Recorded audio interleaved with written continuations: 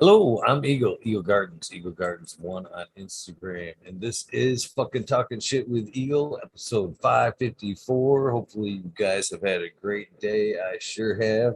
I've got an amazing guest for us tonight, Miss Pearly Baker. You want to tell us how you're doing, and of course, where we can find you?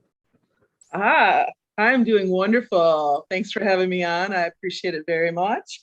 I am Pearly Baker Edibles at Pearly Baker Edibles on Instagram.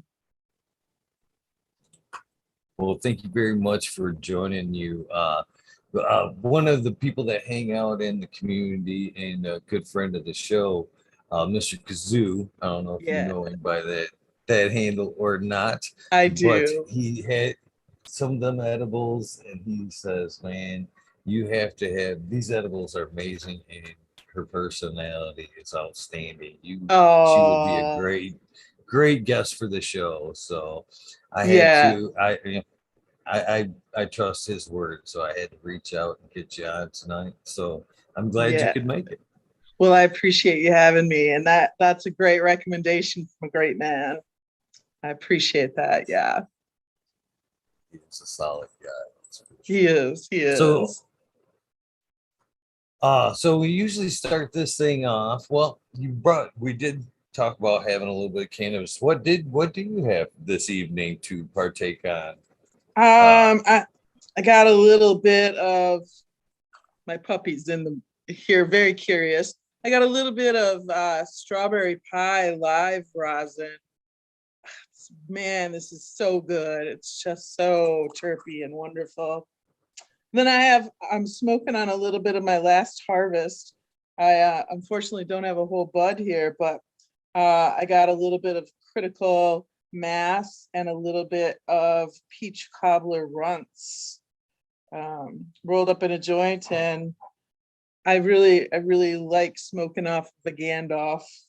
I don't combust a whole lot, but when I do, it's either a joint or a Gandalf. So yeah. What are you smoking this evening?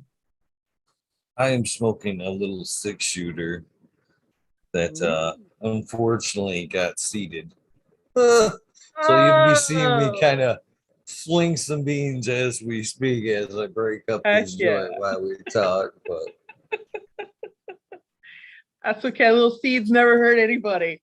I just can't believe that people expect not to get a seed nowadays. I think when I used to buy pot, I used to buy more seeds than weed. yeah, I'm no stranger to myself. Well, this in particular, I've been growing for quite some time, Uh-huh. but we along this journey in the last 2 years, I've met a lot of great people like yourself. Yeah. And one guy that I met early on was a fellow weed nerd. I don't know if you know what the whole weed nerd thing is or is about, but he's a fellow No, weed no, I'm nerd. just catching a little bit of it from watching your videos. We'll get into that. We get into that. We'll get way All right. sidetracked, and this is about you tonight. So he basically he passed on. We met him early in the show when it took off. He was a viewer at first, hung out and chat, and obviously stood out. And I'm always looking for great guests. It's hard to do this every night, and Yeah. keep every night filled. So I've thrown it out many a times. Hey, if you're wanting to watch, if you want to tell me your story, I'm here to listen. And DOA stepped up to the plate one night, and he came on and told me his story. Great gentleman, and we all kind of just fell in love with it. He had this like really catchy laugh and just light about him. And he passed Oh, on late last year around December, oh, and we decided to take a couple of his favorite strains, cross them together, and put some seeds together and pass out the seeds to people who had a good place in their heart for DOA and wanted to remember him for throwing out oh. the strain. So I had a mail floating around, and my he got stuff he wasn't supposed to get in the project. Like, long Oh. story short, I'm so that's why I'm picking beans tonight. He got some beans. What a great story, though. I love that. So yeah, it's an ongoing project, and hopefully you'll be around a little bit more to understand and maybe Yeah, grow for along with us when sure. that time comes. Yeah, So love that. all right, back to Miss Pearly Baker though. So my first question right off the bat is when Yes. did cannabis enter your life? When was the first time you either used or came across cannabis? When I was 14 years old. Yeah. So my best friend, Jackie, her mom used to smoke pot. So this was back in the 70s. Uh, and it was my best friend, and she was also my next door neighbor. And we had been friends since kindergarten. And we her mom kept her weed in the cookie jar of all places, cookie jar. So we took some weed and rolled a horrible joint and went up Morton Hill. I grew up in Lakeside, which is a beach town, and so it's all dunes and hilly, and um, so we went up Morton Hill and smoked this joint and came back down it. And I remember the feeling of being that high to this day, just feeling amazing and knowing that I was going to have that feeling for the rest of my life, that was the feeling that I wanted for the rest of my life from 14 years old on. Then I had to go home and deal with the red eyes and the goofiness with my mom. And so I told her, I had allergies. I just went into my bedroom. And yeah, so 14 was the first time I smoked, and I smoked pretty regularly from that point on. Yeah. Nice. Must have enjoyed. So I'm gonna put you on the side, obviously, as I did get high the first time. Oh yeah, oh yeah. Yeah. So I don't, it was a very euphoric feeling, but like I smoke cannabis because I have depression and anxiety, and I don't know that it was so much that I got high, that I felt okay. I felt good. I felt normal. I felt like the noises in my head were not there. I felt like happy, you know, I felt whole, felt good. Yeah. Yeah.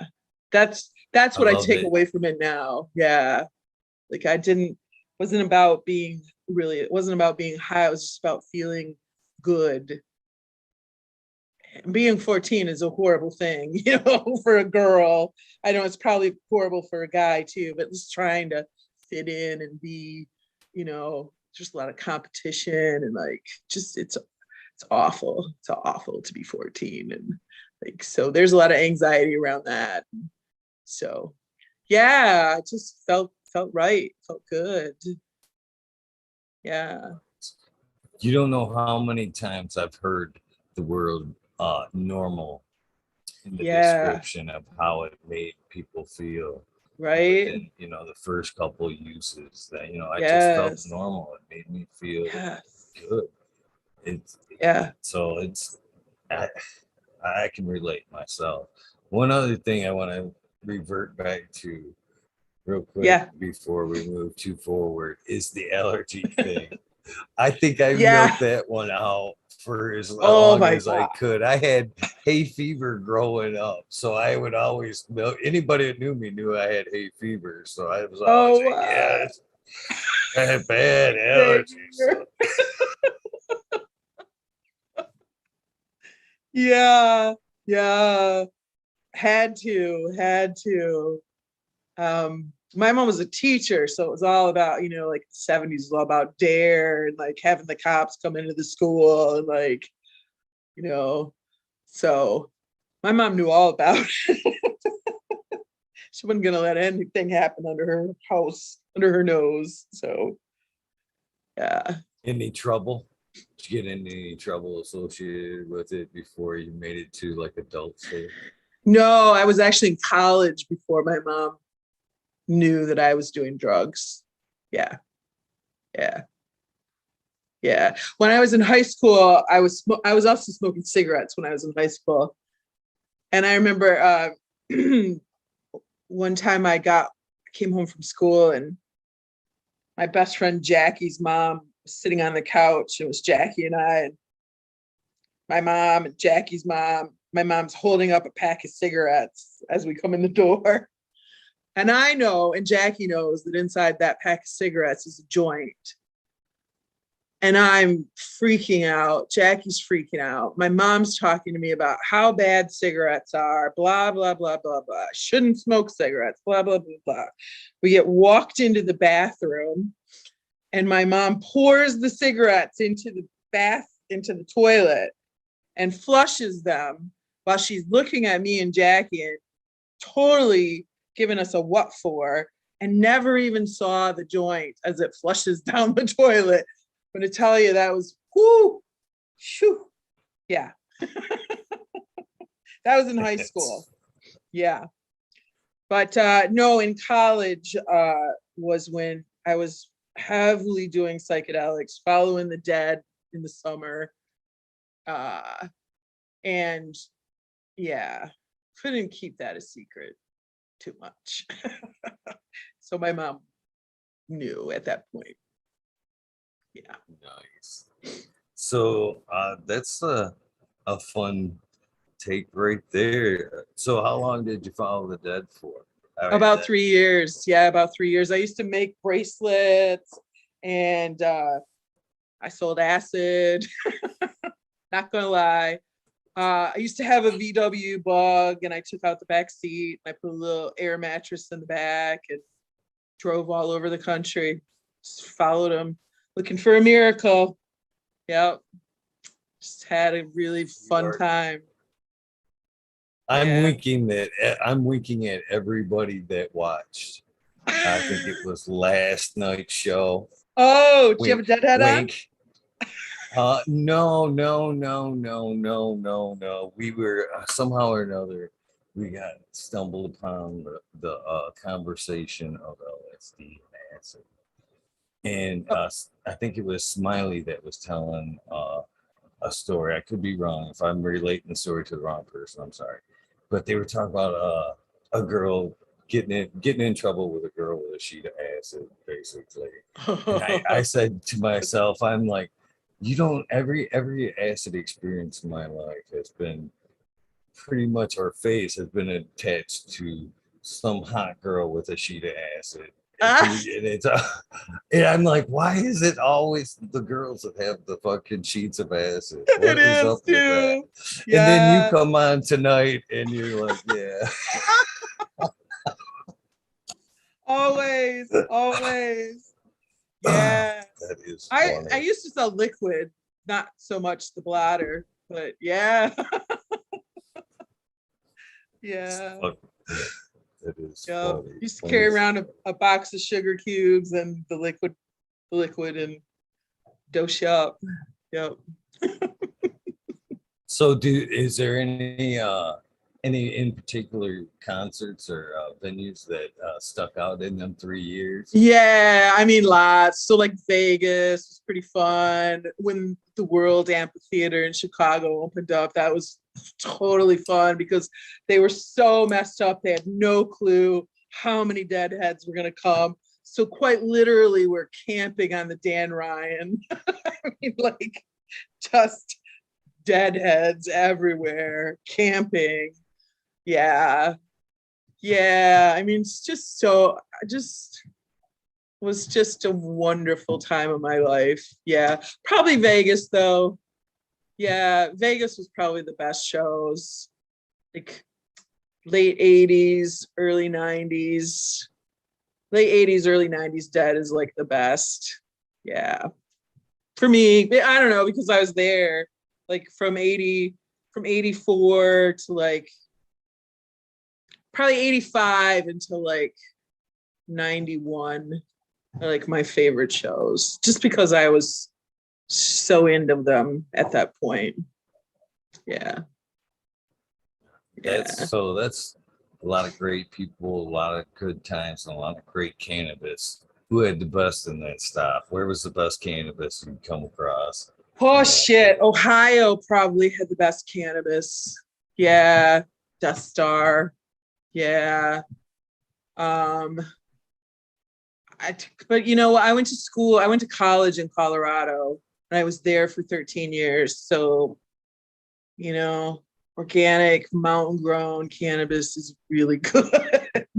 It's really good. But being back in Michigan is like, man, people have upped their game. Cannabis is so different than when I left. So different. Um, yeah, Ohio, Colorado, Oregon, though. Oregon, man. Whoo, damn. Washington, that whole Pacific Northwest area. But San Francisco, yeah, yeah, beautiful, beautiful. But cannabis just, it's a beautiful, beautiful drug. Sure is. I mean, when I was smoking it in So high school, it was all that brick weed that you stomped. I was all smashed together and you literally had to peel it apart in sheets, and all the seeds would drip down. So different now. So different now. Yeah. so following the dead, was that like your first experience with like good weed then, other than like brickweed? Yeah. So college was my first experience with really good. Hey, we used to call it kind. We used to call it the kind bud, kind weed. That's what you call it. When I got out to Colorado, really, that was my first experience with good, stinky, terpy weed. Yeah, consistently. Like I knew I could get a good bag. Yeah, yeah. And then when I started traveling, it was like pretty much every deadhead had a really good bag. Yeah, and you could, yeah, yeah. Sounds like a lot of fun. Nice Oh, phase in your life. yeah, yeah. That's Hank. It's my big guy. Hank's a big guy. Yeah. Thanks. Thanks. Appreciate it, Hank. Yeah, I'm all right. Thanks. Thanks. So at what point did well, how could you not travel with the dead and not How see could you not? the medical side of it or the medicinal side of it? Like you said, I mean, back then it was still very much everybody's using it for rec, but when you're doing acid and psychedelic drugs, you're already tapping into that Yeah, more spiritual side of yourself. So I yeah, can definitely. honestly see relating then the medicinal side of cannabis and seeing some of the benefits in it. So, but for yourself, when was it that you actually kind of realized that, hey, there's something to this? Yeah, yeah, yeah. So, gosh, I probably was in college. I mean, so so for cannabis, probably in college. Like everybody was talking about like taking a break and like, you know, to let their tolerance sort of, so they could smoke more and like get higher. And I was like, yeah, I don't think I want to do that. I think I want to keep smoking it. Um, because I don't like the way I feel when I'm not smoking it. Yeah. I I guess I'm seeing smoking pot in a different way. I'm not seeing it like all my friends were drinking alcohol too, and I was not drinking alcohol. I was not partaking in alcohol. would not go to the bar for a week or two also and not drink. And then they could go and get smashed, on one or two drinks. And I was like, no, I think I need to have this for some reason. And I'm not really sure what it is, but I think I need to have this all the time. So, and then with psychedelics, with acid, I was like, this is opening up something inside of me. It's opening up a new way of thinking for me. And I really want to explore that more. And so then LSD became more of a less social drug for me and more of a, hey, I want to explore this by myself or with a smaller group of people, and really do it with more intention, like go in with a purpose, and not just be at some dead show and dance all night, like really think about what I'm doing. And so yeah, I think college really, yeah.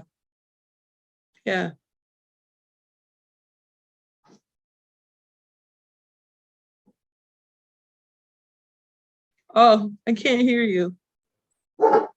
Yeah, I had myself muted. Okay. So do you cultivate? Sorry about that. I do. So the big thing about my company is that I grow everything that goes into my edibles. I learned very early on that I didn't want to trust whatever I could get out there, to put into my edibles. So I have 5 tents that I grow out of. So I have sort of a 6-week cycle of harvesting, which is a whole lot for me, just me. But I like to grow, so I like to choose the strains. I like the peace and tranquility of growing. It's pretty amazing. I like the different ways that you can grow. This new grow that I'm starting, I'm doing live soil, which is the first time I've done that. So kind of excited about that. Yeah. So different. So different. There is a lot of tranquility in growing. I often say I think that's the most medical side, most medicinal side of cannabis is actually the cultivation side. Getting in there and releasing the stress of the day and just being one with the plant is agreed. Pretty therapeutic. Yeah, I'll agree. Yeah, my ladies wake up when I do in the morning, and I just love to go in and wake them all up and chat with them and lovingly look at every single one of them, and just, it's just the best way to start a day, just looking at what you can grow. I just wish everybody could do it, I just really want everybody to experience it, I think anybody who smokes pot should do it. Oh, I definitely agree with that. Yeah. If there's plants in every household, everybody, they won't take it away from us. No. And you should be able to grow it just like any other flower. Right? Like tomatoes in your backyard. Yeah. Right? Yeah. So I'm willing to bet that Pearly's edibles didn't start necessarily with the new cannabis age. I'm willing to bet they may have started back with the Dead Tour. They've been around for a little bit. Yeah. Perfected the recipes through time, let's say. The brownie recipe's been around for a little bit. Yeah, the brownie recipe made its first debut in San Francisco at an absinthe party in like maybe 91. So yeah, it's been, yeah, yeah. But I had a knee replacement surgery, full, Hank, you're gonna have to stop that. No. I had full knee replacement surgery, both of them, in November of 2019. It's right before the pandemic hit.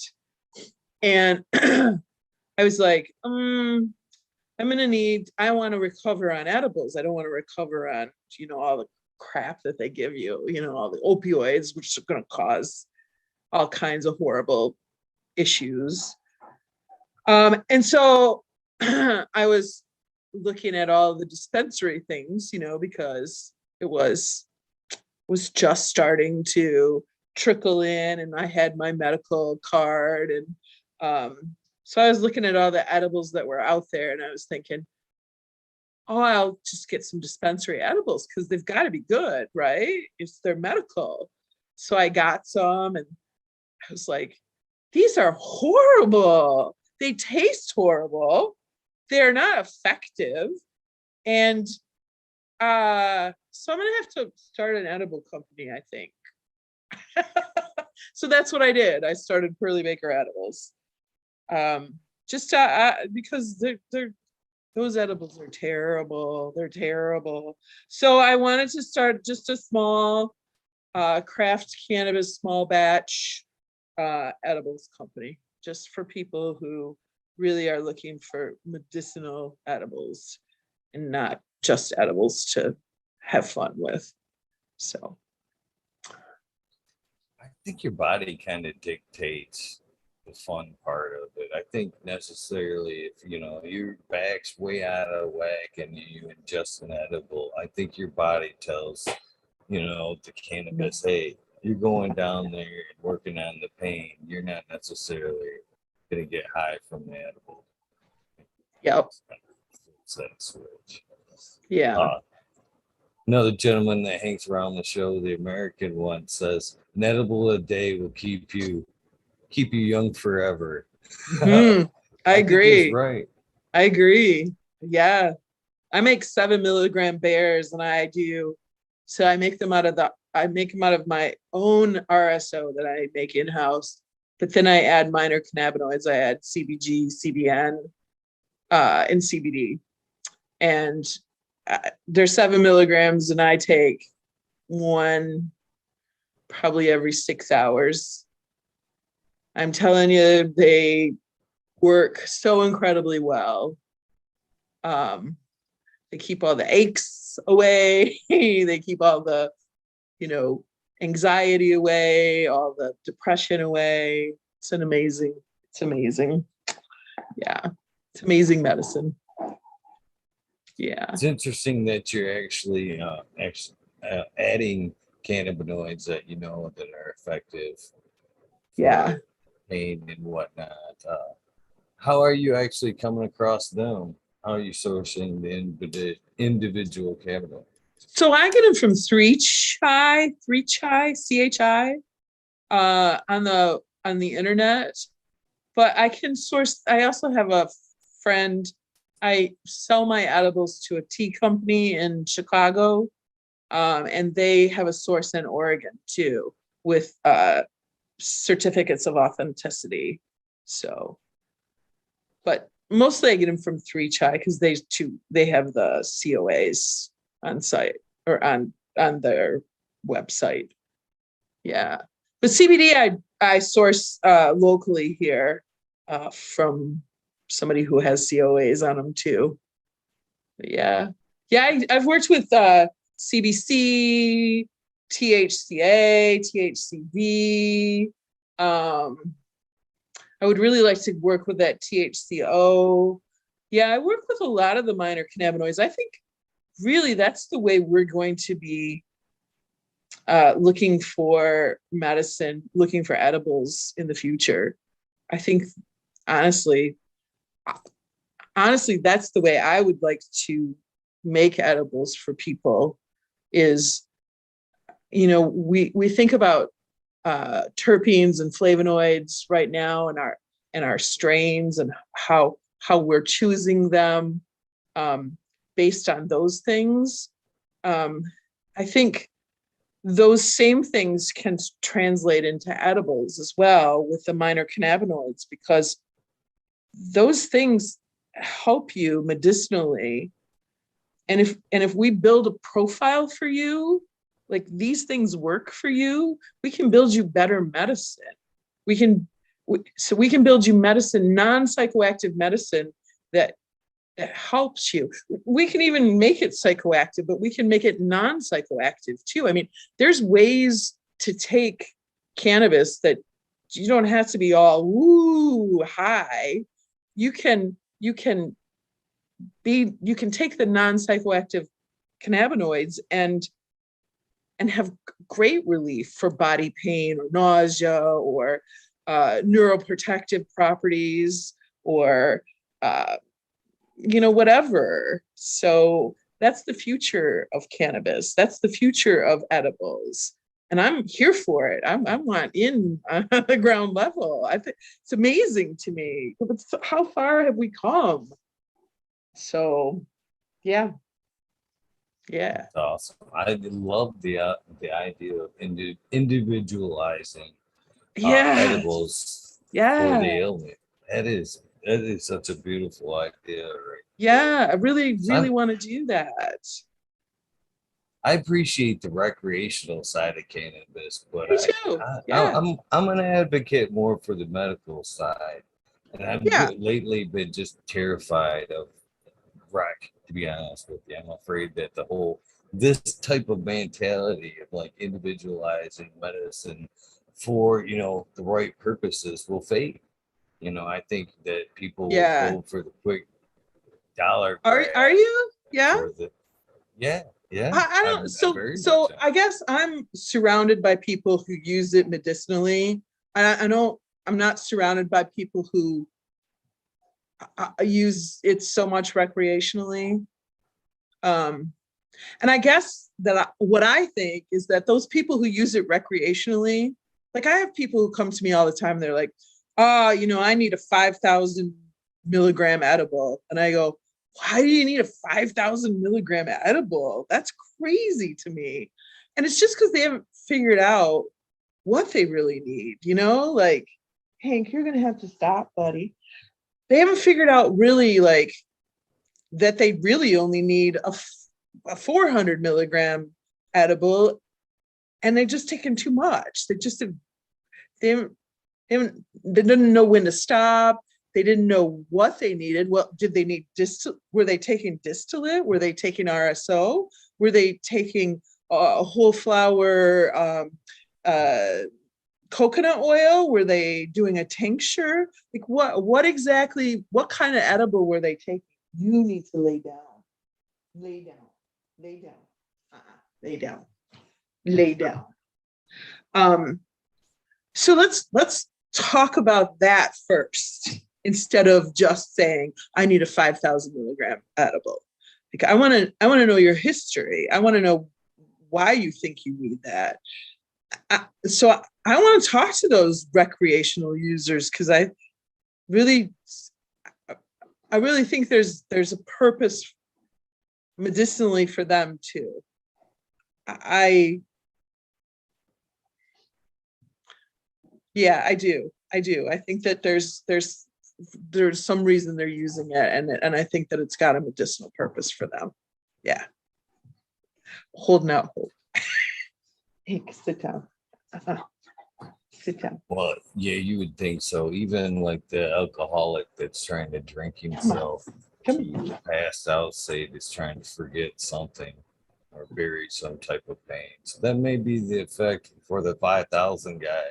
He may not want to admit it, but he's trying to bury something. He's trying to bury something in that 5,000. Right? Yeah. So let's figure that out. I mean, I'm not a psychotherapist or anything like that, but I really do want to figure out why you need a 5,000 milligram. You probably don't need a 5,000 milligram edible. And it could be that you don't have that liver enzyme that that makes delta 9 into the delta 11OH too. So it's never going to work for you. You're never going to be able to eat edibles unless you do it sublingually. So that might be your problem. So it doesn't matter how many edibles you eat, you're never going to get high off of it. Sorry for your bad luck. So, yeah. So, which are how many different edibles do you offer, and which are some of your personal favorites? Can you call out a personal favorite? Is that even fair to call out like a favorite? Yeah, it's not fair. It's not fair. Yeah. So I have a really low tolerance. Speaking of, my tolerance is 30 milligrams. And most of my patients and most of my clientele is like 100 to 150 milligrams. So I make Nutter Butters. I make Levy and Bakery in New York City. They make these really thick cookies that you break apart and they're all fudgy in the middle. I make those. I make THC lean in all kinds. I make them with organic fruit juices, and so I make all kinds of them, all different flavors: mango, guava, pomegranate. What else do I make? I make brookies. I make brownies. Oh, I make cosmic brownies. Remember cosmic brownies from the 90s? Yeah, I make those updated. No, you have to lay down, Hank. I know it's horrible when your mom's talking to somebody else. Yeah, I make a ton of stuff. I make sriracha hot sauce. I make ranch dressing. I make oh gosh, hot chocolate and golden milk, which is turmeric milk. Way too many things to say. Yeah. I want to infuse everything. I think if I can infuse everything, that would be terrific. Yeah. Yeah. That's quite the way to spoil a client there, to come in. Somebody comes in you hand them this just huge menu, and then on top of that, you're wanting to individualize. I do. Well, yeah. Yeah. I do. That's some love. That's cannabis love right there at its best. Jeez. Yeah. I don't know. Yeah. I make really good gummies too. Yeah, and I do psilocybin stuff too. So I make truffles, and I do psilocybin gummies, and I do psilocybin teas, and I'm making a love potion for Valentine's Day. It's got some ginkgo, some maca powder, rose hips, real rose petals, edible rose petals in it. Yeah, that'll be fun. Yeah. Yeah. That's pretty awesome. That's pretty awesome. Right? Yeah. So where can they find? Before we go any further, we have to let people know where they can find. Yeah, just so you know, I don't have a website yet. I am working on it. That's my goal for 2022. I apologize. It's kind of blown up on me, and I'm working on it. But really, just on Instagram, Pearly Baker Edibles. That's just me. Yeah, follow me. Yeah, I usually post when I'm making, and just hit me up in the DMs if you see something that you like, or if you want a menu, I can get that to you. Yeah. So definitely edibles are a major part of the market these days. Do you find that to be very true, that people aren't wanting to combust like yourself? They just would rather ingest Yeah. it instead. Yeah. Sit down. Yeah. Hank, you're gonna have to sit down. Sit down. Sit down. Yeah, people don't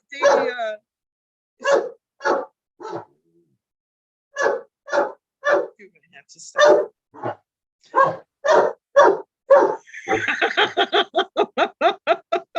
He wants you to ask him a question.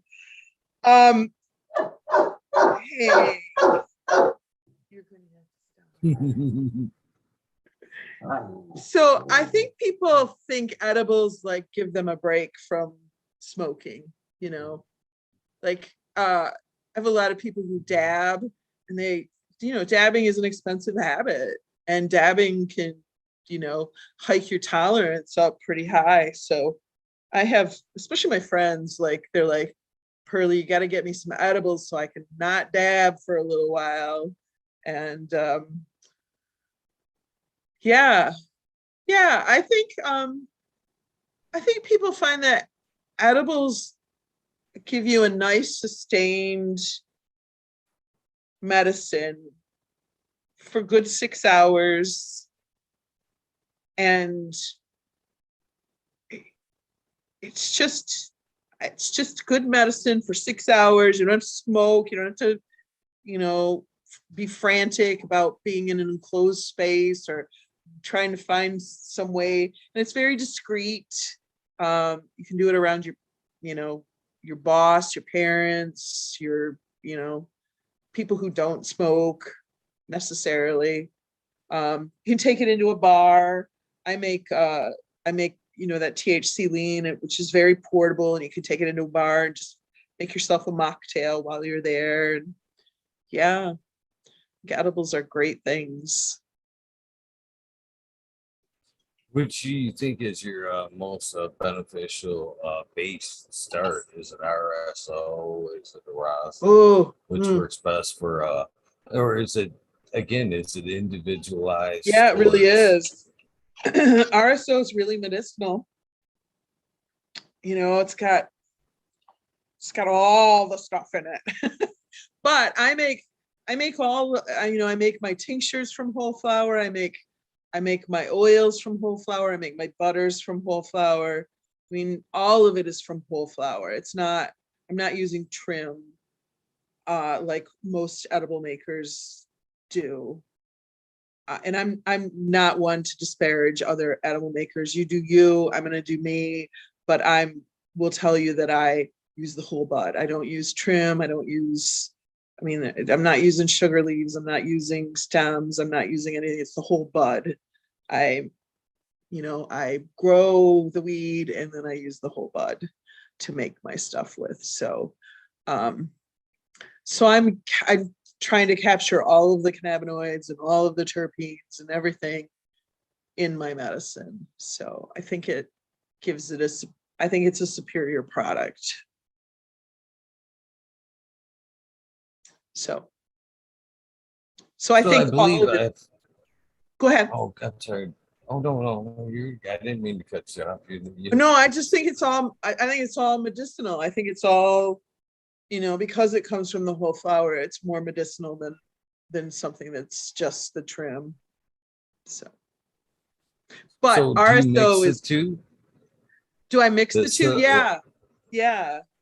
So I have I like to layer my infusions. So like I infuse sugar, I infuse flour, I infuse oil and butter. So some of my things have all four of those. And then maybe I'll add a shot of RSO to the butter. So I can have multi infusions in one thing, which I think is wonderful. I prefer that because I think it's a better high. I think it's better medicine if you're getting all of those layers. I don't know the science behind it, and I'm not going to say I do. I'm not a scientist. I just know the way it feels.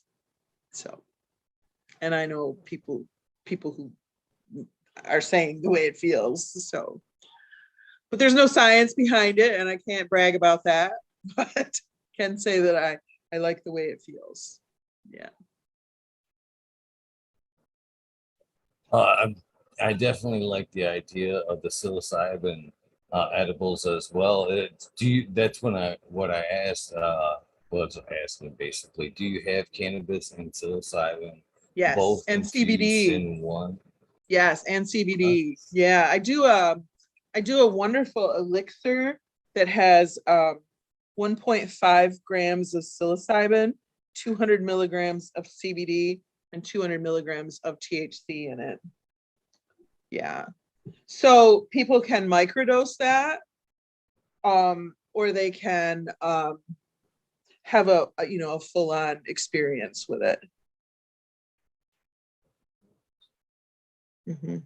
yeah, it's definitely nice to see the psychedelics being pulled up into uh, the medical side of things. Oh It's my gosh, no very kidding. beneficial. Oh, so much. Yeah, psilocybin especially, I find you don't have to commit a whole lot of time to it. It's not like an acid trip where you're 12 hours, you have to commit. You just really have to commit 12 hours to an acid trip. Mushrooms, like, really only have to commit 4 hours to the real trip, you know. And sometimes you don't even, maybe sometimes you have to commit 2 hours to the real psychedelic part of it, depending on the strain you use.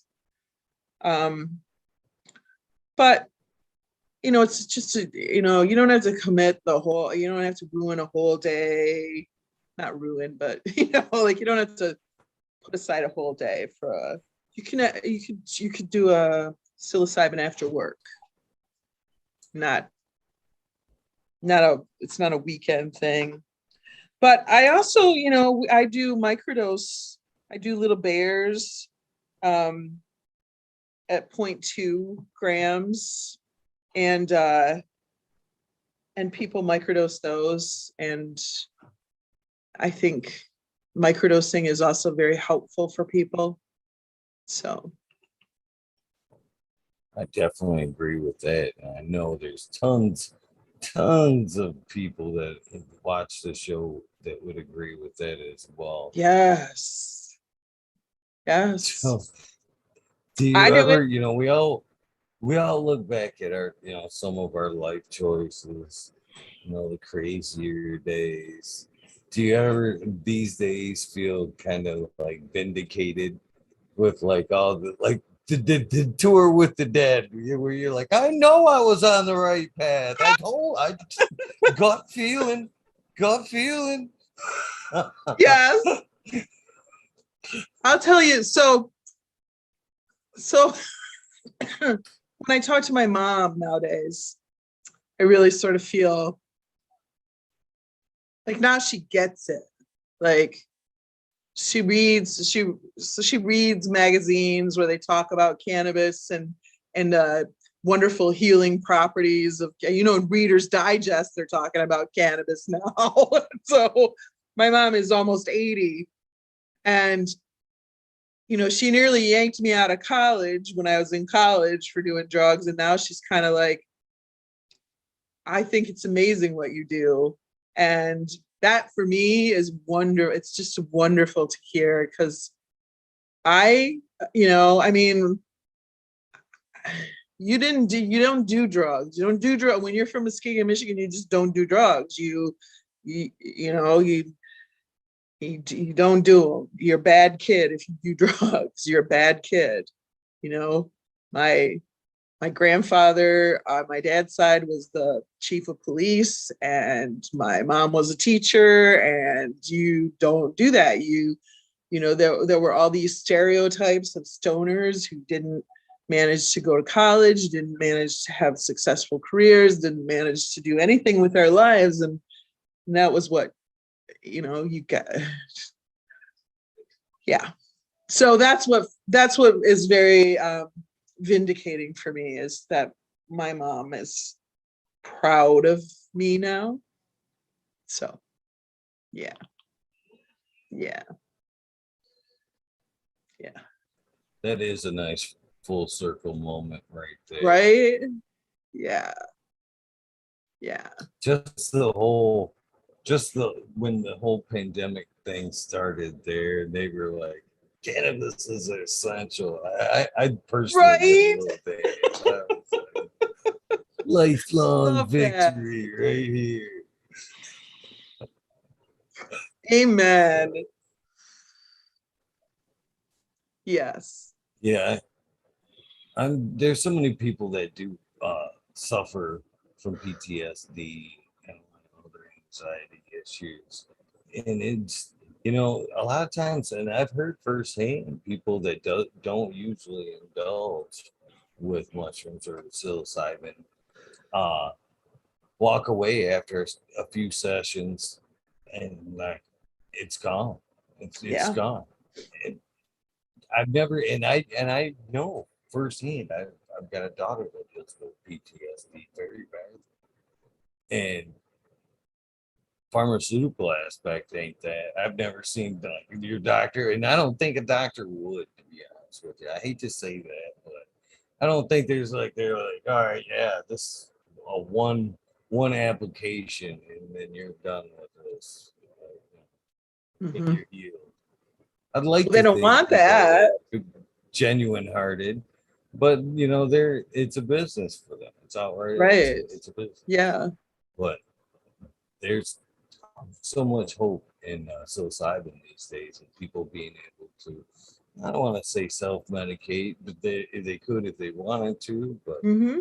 you know, it's very encouraging to see both cannabis and psilocybin stepping into the forefronts of medicine versus this pharmaceutical bullshit. I've lost so many friends and relatives, loved ones to pharmaceutical drugs. Hmm. That's why the fight for me is stays medical for cannabis, to be honest with you. Even Yeah. more so now at the psilocybin. I'm dipping my feet in that, but I'm definitely an advocate for it. It's a good thing. It is. I agree. Yeah. Yeah. So do you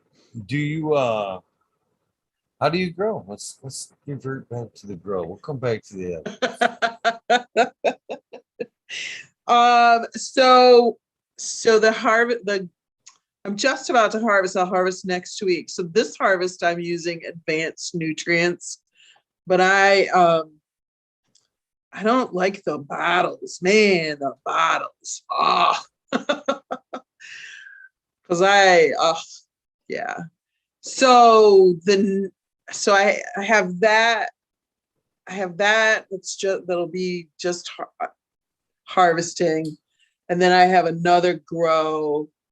So I'm on a 6 week sort of perpetual. So then I have another grow there'll be an advanced nutrient grow, and then I'm going to the live soil, the no-till. So that'll be amended soil. So I just got the the core stuff. I can't even remember what it is. It's oh, I can't even remember. I'm sorry. The soil's called. Anyways, it's a It sounds like blend. it's a cocoa based. Yeah, Probably it's a sounds like. cocoa perlite mixture. There's a cocoa perlite, and then it's a cocoa core and soil mixture. So I have those two bags that I have to mix together, and then uh like a crab poop something bag that I've got to mix together. Yeah, and then I've got amendments like kelp meal and uh azomite, and then I've got I can't even remember all the amendments that I've got. So I've got to do all that tomorrow because I've got like 24 clones I've got to get in bags soon. So I've got to do all that, and then so then I'm gonna go to that live soil. So that'll be my first run Nice. with that. I did try that, but not doing all the amendments and stuff. Just it had already been the soil had already been created for me, and I just bought the soil. So this is my first time actually putting all of that amendments together, which is kind of exciting for me because I really want to learn more about what the plants need, uh, and why they need it, like what specifically they need, because I'm not really good at that just yet, you know. Nice. There's organic definitely is a deep wormhole there. Yeah, right. So with salt-based newts, you just like it's just a bottle, and you just feed them based on that, and they all get the same thing. But like I noticed, like some of my ladies, they need different things. So, and maybe at different times, even though they're all the same strain, right? But like some of them are nitrogen deficient, and some of them are calcium deficient, some of them, but they're all the same strain. They're all in the same week. They all get fed the same stuff. So I want to get better. I want to get dialed in like that. I want to figure that out. Um, so that's the next level for me. It's growing organically so that I can figure that out. So I can figure out naturally what the plants need and not rely so heavily on nutrients. Just rely on like intuitive sort of stuff. Yeah. Well, I can't blame you there. I'll just Yeah. give you a little heads up for somebody that's already sounds like dipped their feet in the spiritual realm somewhat. Once you dip your feet into the organics, either you're gonna relate right off the bat through your spiritual gut. Yeah. You'll just instinctively, oh Yeah. yeah, or Yeah. it'll just draw you in deeper Yes. uh especially once you hit the microbes. I'm serious. I mean, obviously you Right. know about mushrooms anyway, but Mm-hmm. once you realize their relationship, what's going on in the soil, plant to Yeah. plant and all that shit, and how they relate back to you, your gut biome and all that shit. Right. That's kind of where I got stuck, man. I went right down that wormhole and shut the door. I'm like, I'm here for a while. The rest of the shit's gonna have to wait. Love it. Yes, I'm here for it. Yeah, that's 2022 is all about that for me. Yeah.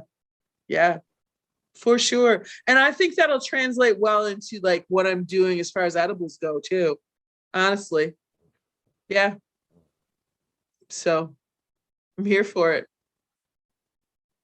Mhm. You'll enjoy it. It'll definitely be a fun journey for you. Yeah, yeah. Really looking forward to it.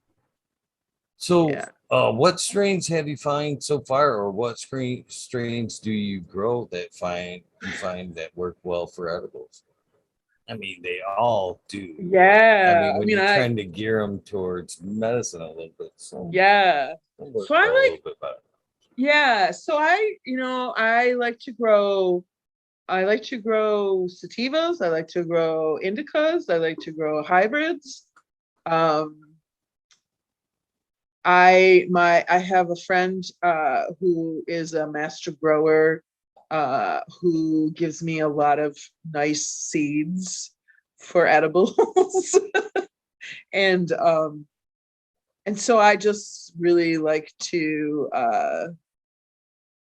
have fun with that, just and I like to clone because I have so I've started a lot of my girlfriends growing because they used to buy, they just used to buy weed, and I'm like, you're spending, $220, $230 for an ounce of weed every other week. So that's a $500 a month habit. So let's just get you started growing. Let's just get you started growing. So I have probably 4 friends that I have started growing, and my next door neighbor and this neighbor over here. And just let's just start you. And so when I have a successful, like something I feel is a easy grower, I'll clone it for the people that I've helped start grow, because it's just easy for them. It's easier for them to have a clone and a female and not have to worry about, digging around for a male or starting from a seed or whatever. So, but I really like these smaller genetics companies, like Frost Pops. The gosh, now I'm really gonna. I don't have my seeds right here. Future Genetics is another one. But I'm growing this really nice Limonera Decaca, which is the lemon kush crossed with a unicorn poop.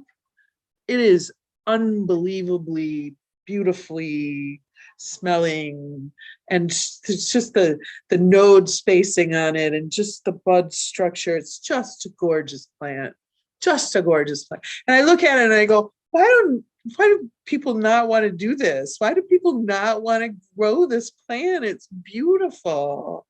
Like, yeah. I just really want to help people grow this plant. I just want everybody to grow this plant.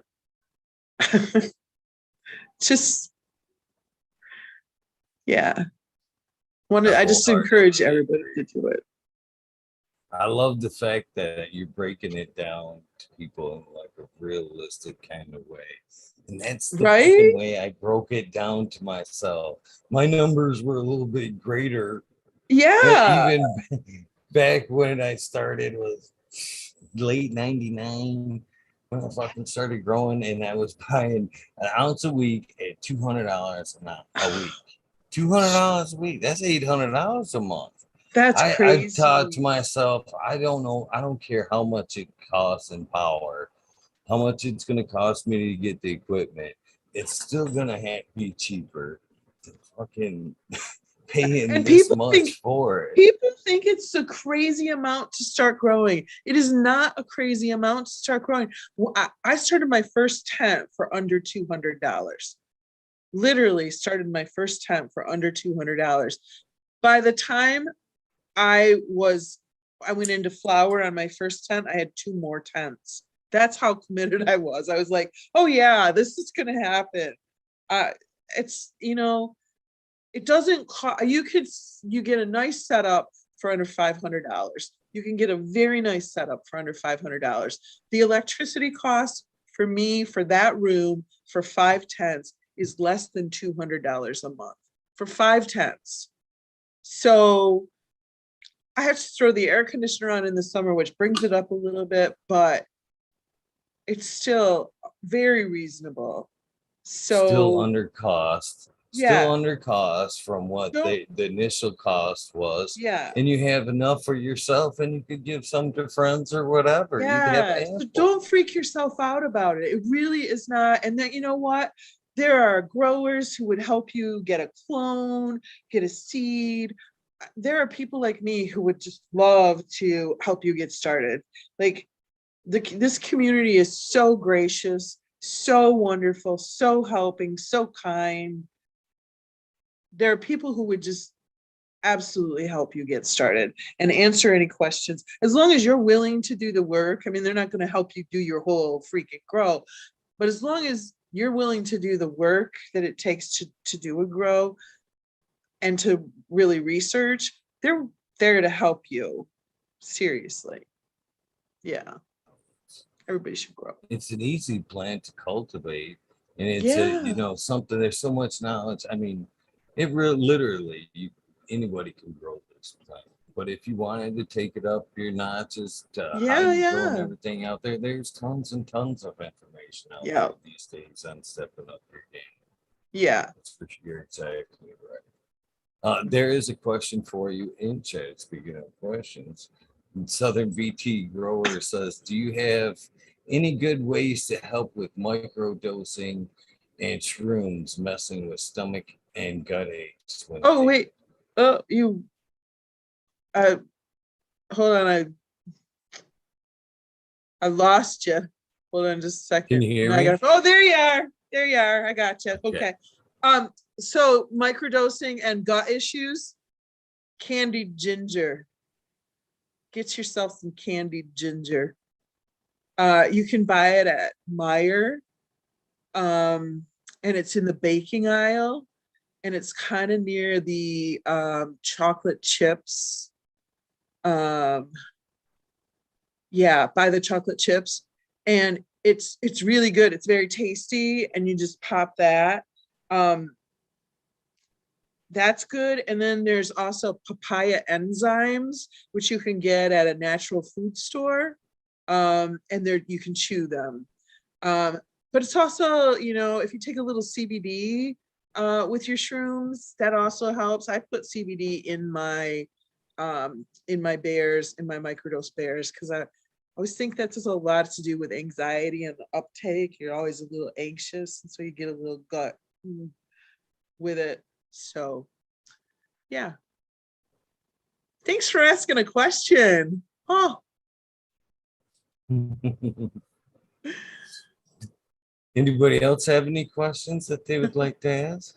I can't believe I have people watching. 57 right now. Oh my Almost 1 o'clock in the goodness. morning. Hi, everybody. I'll tell Oh, you, Kazoo is in chat. And he's been absolutely a big hi, friend. cheerleader tonight. And everybody else has said throughout this whole thing so far has said nothing but great things. This lady's Oh, great, and oh, nothing. You've been well received. That's thank you. Well, I appreciate you having me on. I do. Yeah. so. As far as like edible goes in the legal market, Oh, how has it been like trying to deal with the state with edibles and oh, geez. You really want to open that can of worms, do you?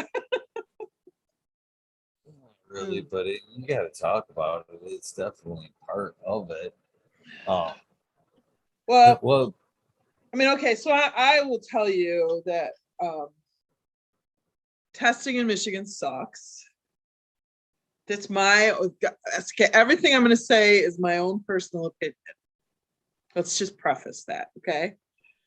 Um, I think that there's a bunch of dirty cops testing stuff, ex-cops testing stuff, and I don't know. I think that there's a need for testing some things at some time, but I live my whole life not testing anything, and I'm healthy and alive, and I'm here. And I think, honestly, it's about knowing your source. It's about knowing the person that you're buying it from. Uh, it's about establishing connections. And to me, that's what cannabis is. It's about establishing connections and maintaining those connections. And I don't like the way that I think that there's space enough for every kind of edible company, and I hope that there's space for my edible company in the future.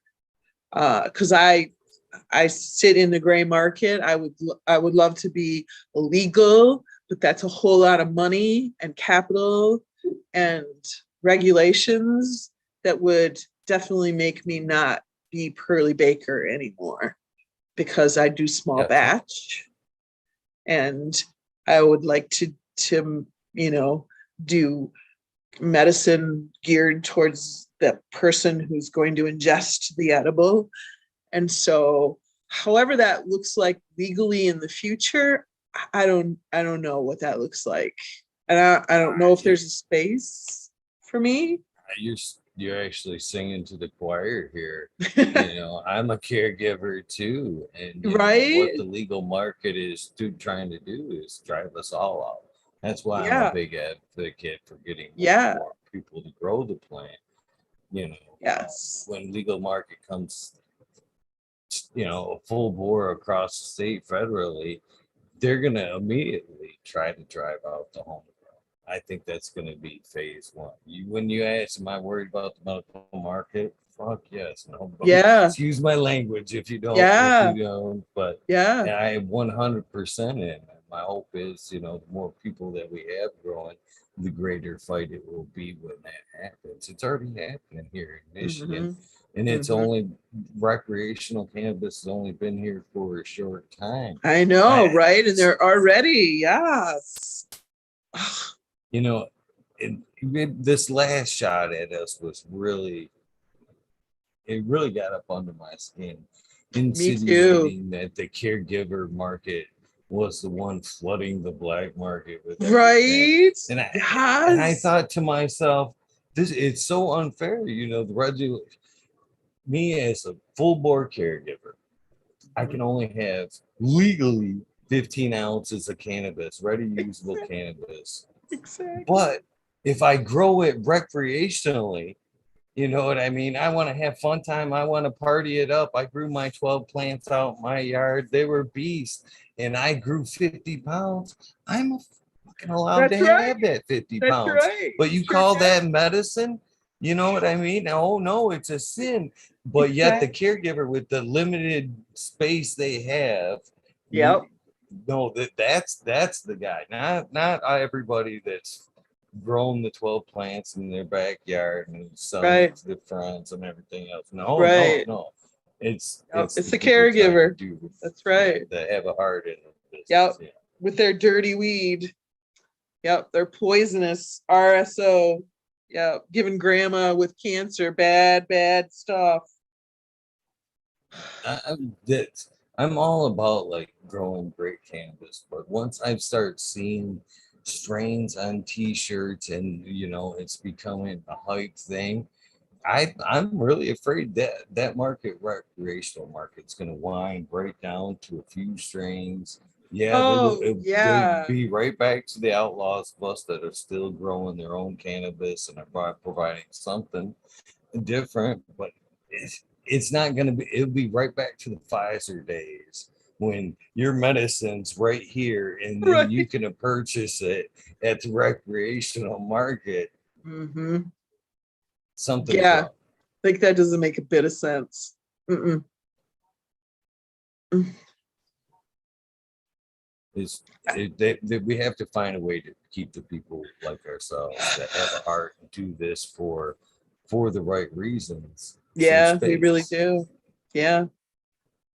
We need to keep talking about it. We just need to get we need to keep first of all, we need to just keep talking about it in audiences with people who don't understand cannabis. That's the main thing, is that we need to be loud and proud about it because not enough people understand cannabis as medicine. Not enough people understand that.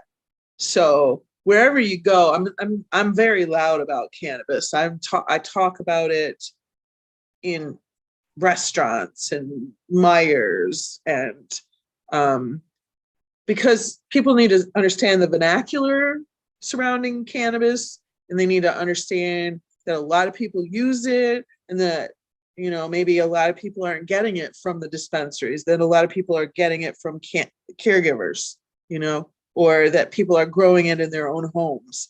So the more we openly talk about that, the more people are going to understand that maybe dispensaries are akin to pharmaceutical companies, and that maybe they aren't the best thing for our communities. Like maybe we should talk about caregivers being rooted in our communities instead of dispensaries showing up from California. That's not. So we really need to. I said to all of people who were asking me about that big initiative, it's like, yeah, it went away. It's going to come right back up, though. And you know what? It's going to show up on a ballot someday. And if we don't start talking about it, then people are going to go vote on it and they're not going to understand it. So we need to talk about it. We really need to talk about it. Have conversations. Well, the red flag for me did come right off the bat when rec came about. When I started talking with patients and they were no longer pulling cards. I don't have to now. I can go to the store. Right? I You know, know. I Yeah. just don't need it anymore. It was so disheartening because I know how research works. Research comes with numbers. Nobody's going to give you money on. Oh, I want to look into this. You know, I've got a feeling about this. How many people do you think it's? Do you? How many people can you prove it's helped? You know what I mean? Right. Well, no, nobody's pulled a card. I can't really, you know what I mean? But if you can go, well, we've got a million cards, canvas people pulled cards, and they're saying that there's Right. money for research there. Right. You know, Right.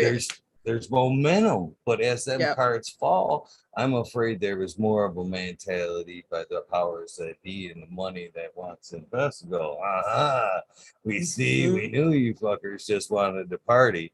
And that's not the case. Exactly. You didn't want that medical card. You just wanted it for, yeah. Yeah. Do you notice And like we, though? So do you notice um this last round?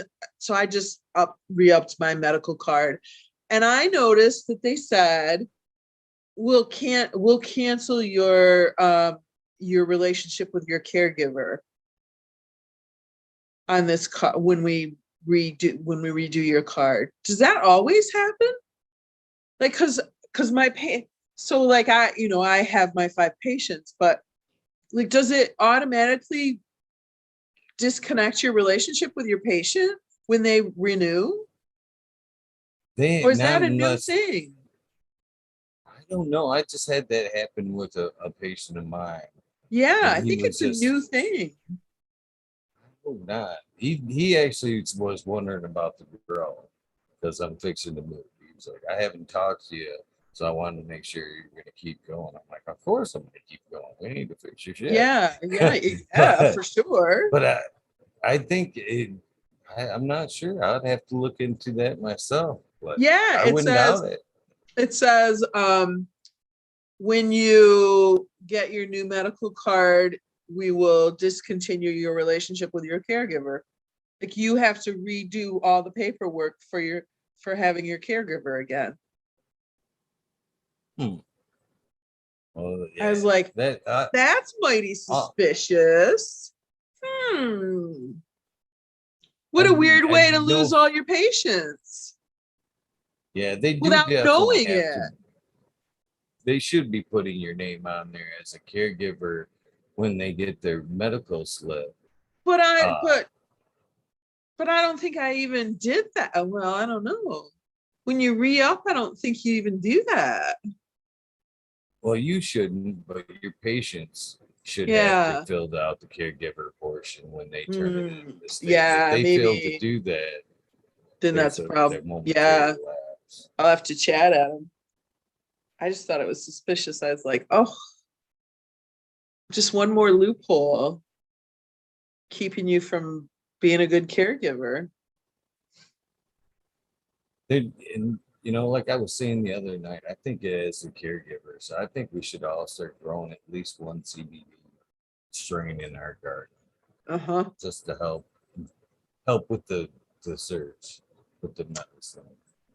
Agreed. Yeah, That I'd do that. that another thing I said is I think we should the other like responsible responsibility as a caregiver we should have to have the RSO. What is it? 60 grams in 90 days or 90 grams in 60 days, vice versa. I 60 and think we 90. should all. I think we should all have that set aside. I You know what agree. I mean? I For agree. a patient that suddenly comes up with it, or Agree. you, a family member, or somebody just Agree. come across somebody I and you would need to love to be part of donate. a collective like that. Would love it. In fact, I tried to get something like that started a couple years ago, and I don't know, it went to the wayside. I think there needs to be some big RSO collection thing in Michigan for patients who can't afford RSO. Anyhow, just needs to happen. I mean, I donate. I donate. I mean, I give away RSO. I know you do too. I know every caregiver does. We just do it. But if we could have a collective of caregivers who did that, we could do some real powerful work.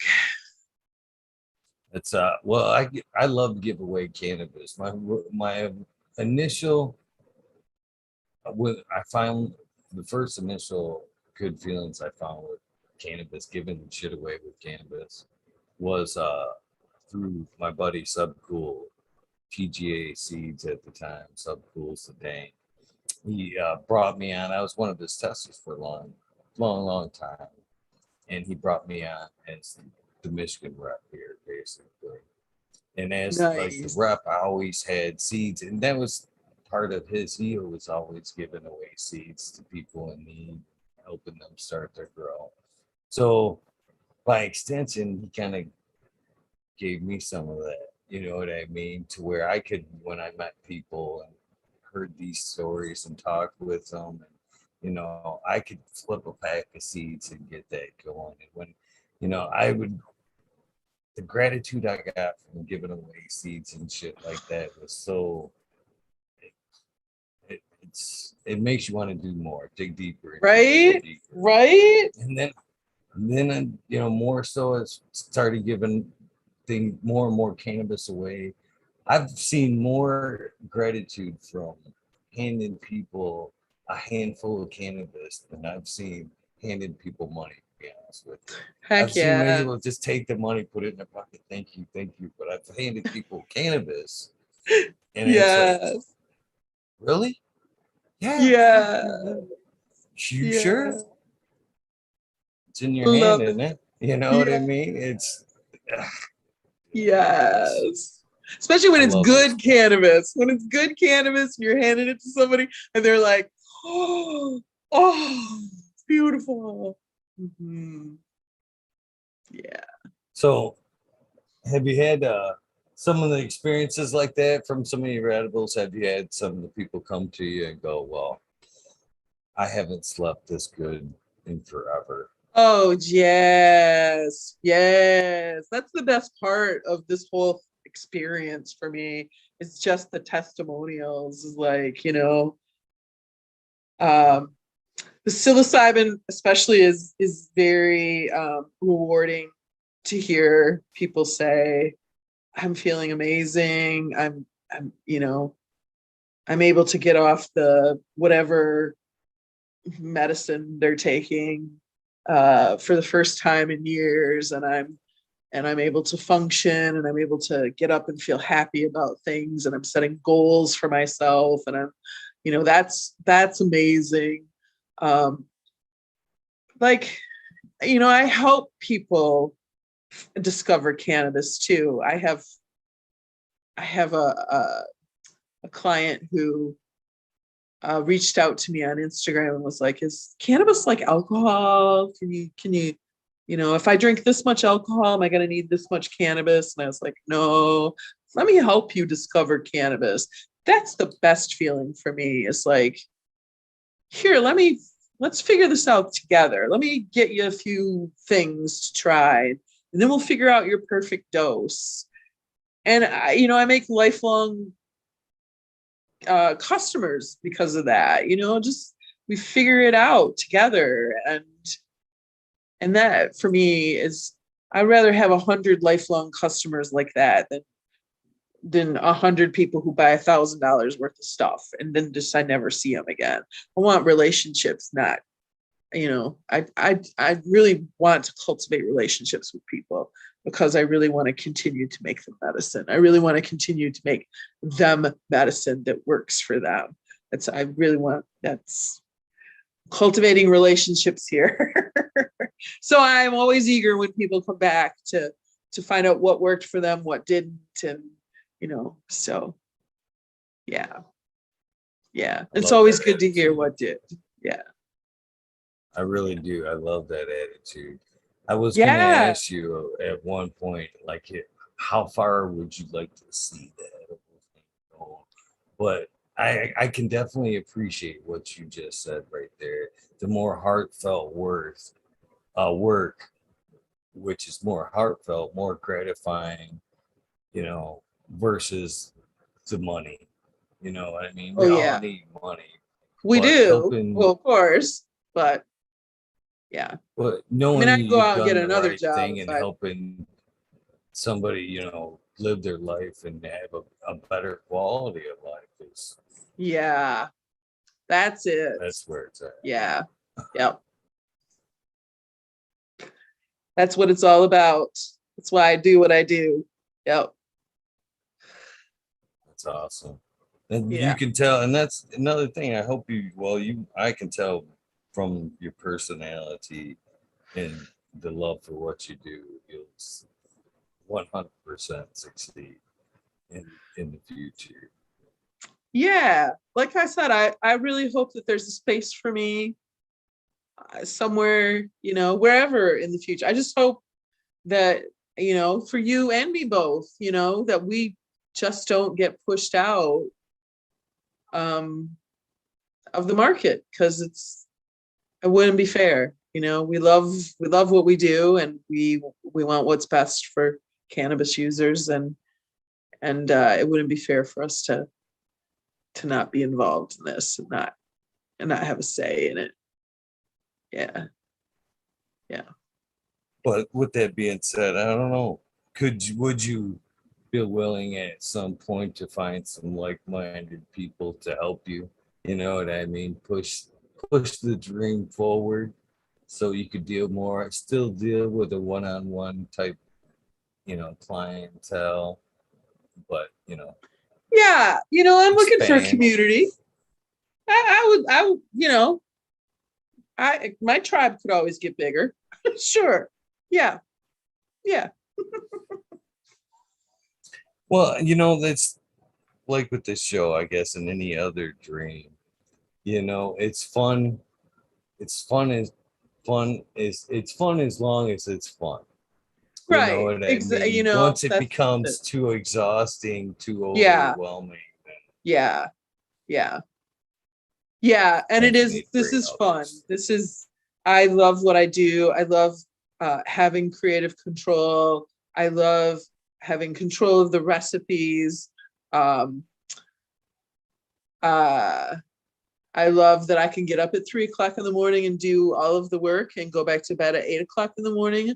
I love that I can hide in my house for days on end and not do anything um, except bake and play with my plants. And then I love that I can go out and be social for days on end. And so I am very much in control of my life right now, and I really, really appreciate and have a lot of gratitude that for everybody who's allowed this to happen for me. And there are a lot of people who have allowed this to happen for me, and I'm very grateful for that. So it would take a lot, but I'm open to new adventures and whatever. So I'm a big advocate of gratitude, huge advocate of being grateful, right, speaking it daily. yes, But absolutely. this is why I asked that question. And I know from doing this show and following, doing what you love and doing it because you love it and all that, what I briefly said. Sometimes the things you put out with so much love, people receive Ah, and love it as much as you do. right. And Yeah. sometimes, yeah, the demand gets greater than. So that's why I asked if you'd be willing at some point to take on some helpers to keep keep the Yes. dream alive and pushing Yes. forward. Yes. People Yeah. are undoubtedly gonna see this tonight and go, "Well, that's the kind of fucking shit I want. I want that kind of attention." You know, Yeah. You should want that kind of attention. You should want that kind of attention. You should want that. You should not get, and you're not going to get that from a dispensary. You're going to get that from a caregiver. You are going to get that from a caregiver. Please. Yes. Yeah. I agree. I love the whole idea of it. And I think you're going to be very successful. Obviously, you're well upon that path. So Yeah, it's all about living the dream too. I mean, it is, quality right? of life and stuff like that. I try to instill that in my kids, Heck every yes. day. Start doing things you love right now, so you're not That's right. trapped in shit you That's hate. right. Absolutely. Life's You too know, short. it is, right? I'm going to tell you, my kid is he's in the Air Force, um, and he lives in Pordenone, Italy. Um, but he went to college on a full ride scholarship. He was failing miserably in high school. He didn't like it at all, but what he did love was welding, and so he went to tech school. Um, and he took all of the CAD drawing and welding and I can't remember all of the other things that he took, but he he fixes robots, and he will forever have this great job outside of the Air Force, and they want him to stay in the Air Force now, but he just because he did what he loved to do, and he was very successful even though he wasn't academically successful in high school. He was incredibly successful in that he got a college scholarship, and then the Air Force wanted him, and now he lives overseas, and he's loves traveling, and he lives in the Italian Alps, and he's a snowboarder. And so live your dream, man. Just live it. The worst thing that could happen is that you have to do something you don't like for a little while in order to do your dream, or you can do your dream and do something you don't like for a little while. But I am a I you should dream big and do that dream. Definitely. You should do that. Yeah. So let's see here.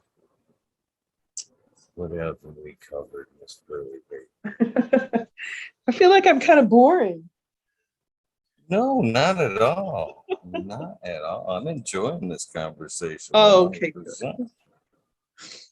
So, uh, going back to the psychedelic kind of side of things, Yeah. which which types of mushrooms would you find work the best? Or which ones do you use? I so the last ones I used were Obi ones, which are wonderful. Some really I'm gonna say it's like a teaching mushroom. It's like a very I always feel like I learn when I do Obi ones. I always feel like come out with a new perspective. So I have right now I have Ella Capenzis, LA Plus, and what else do I have? I have another strain, but I can't remember the other strain right now. Mm. Yep, I can't remember the other strain right now. I apologize.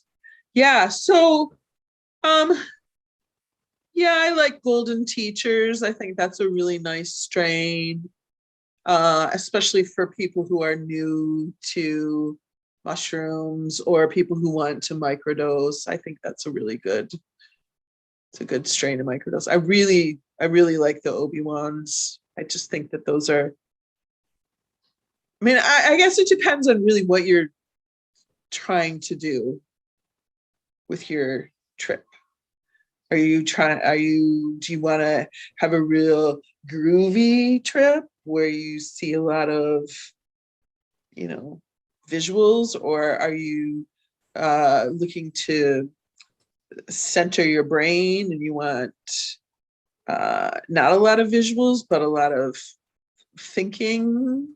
Or do you want a body high where you go out and hike and, get out with nature? I mean, there's like 100 different strains and they're all wonderful. Heck yeah.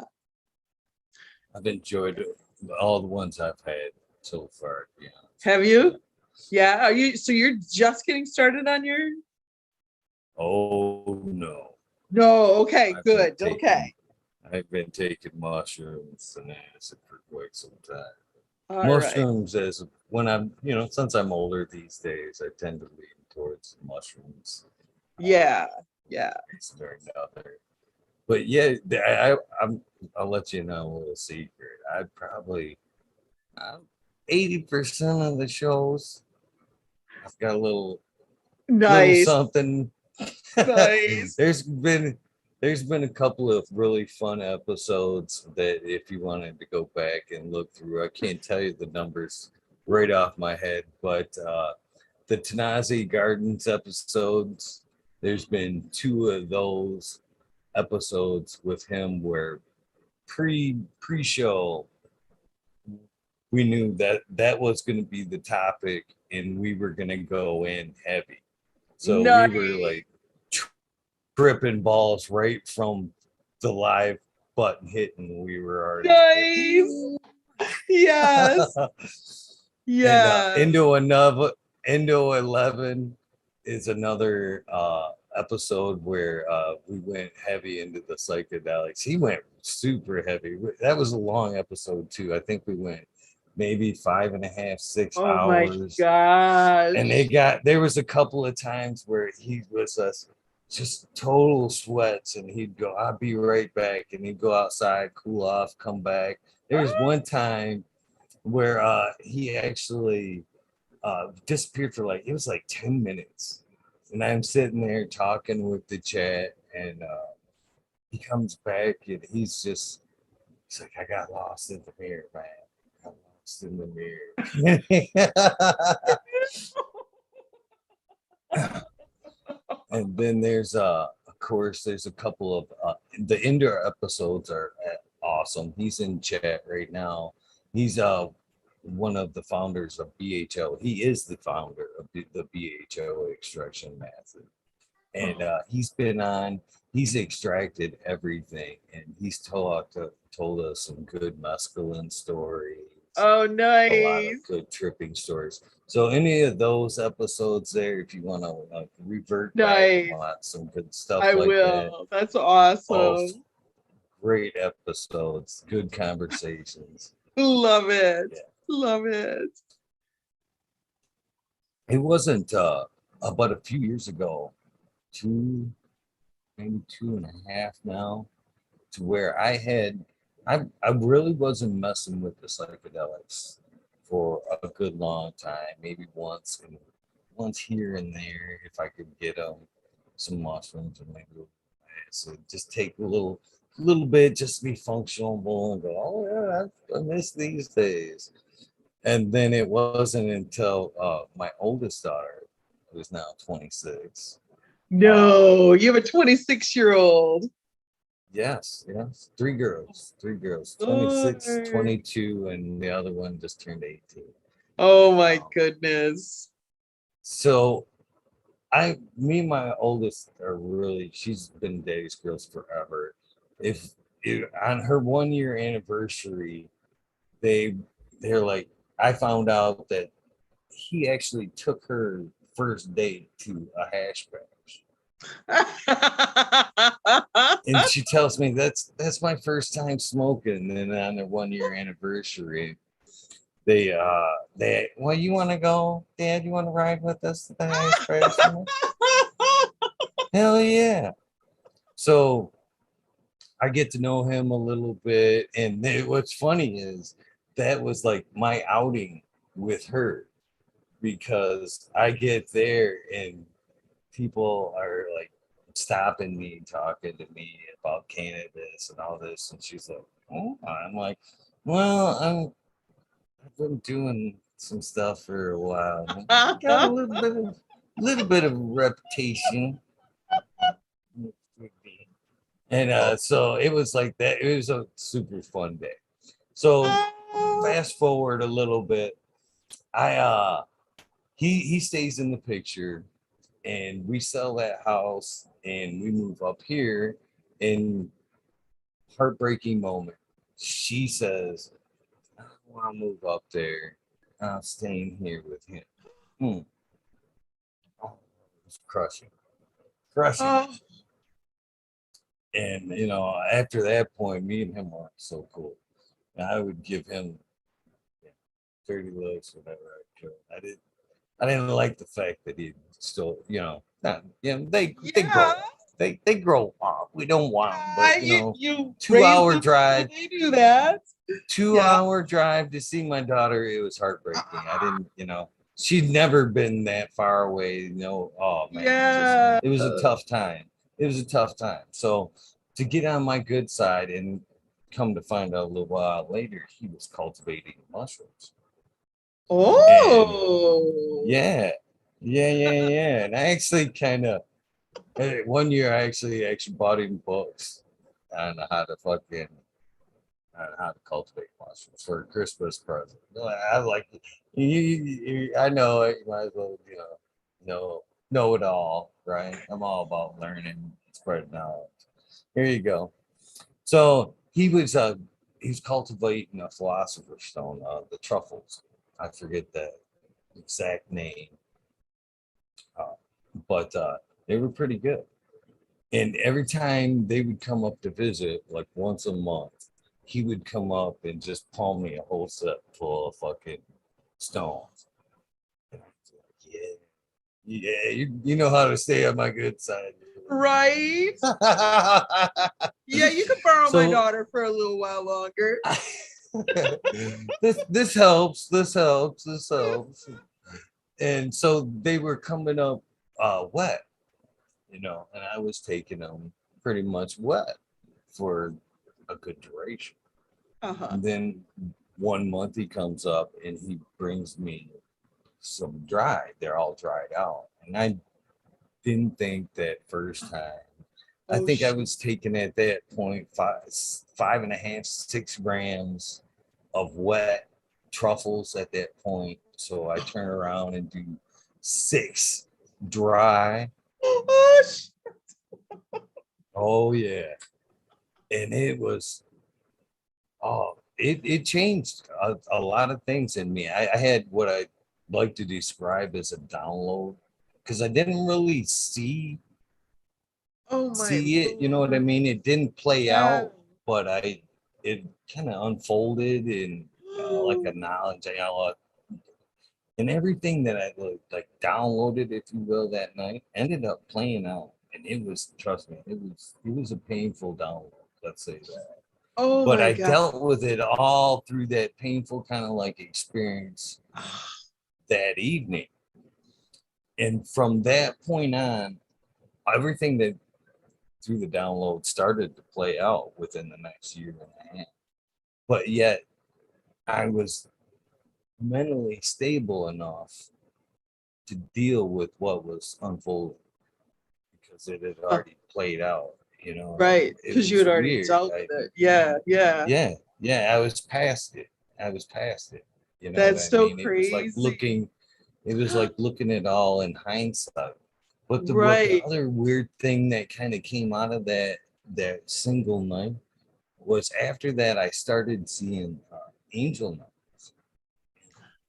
Take this for whatever it's worth. If you're listening to me on the side and scoffing or whatever, but I started seeing 111, 222, and I was seeing it, and I'd be like, wow, and I wasn't there. You know what I mean?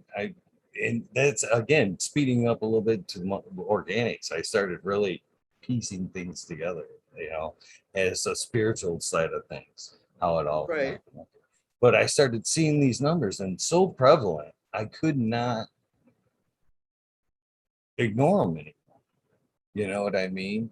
I knew they had to mean something, so I started Googling up, 111, 222, and realizing they were angel numbers and they had, a little bit of guidance to them.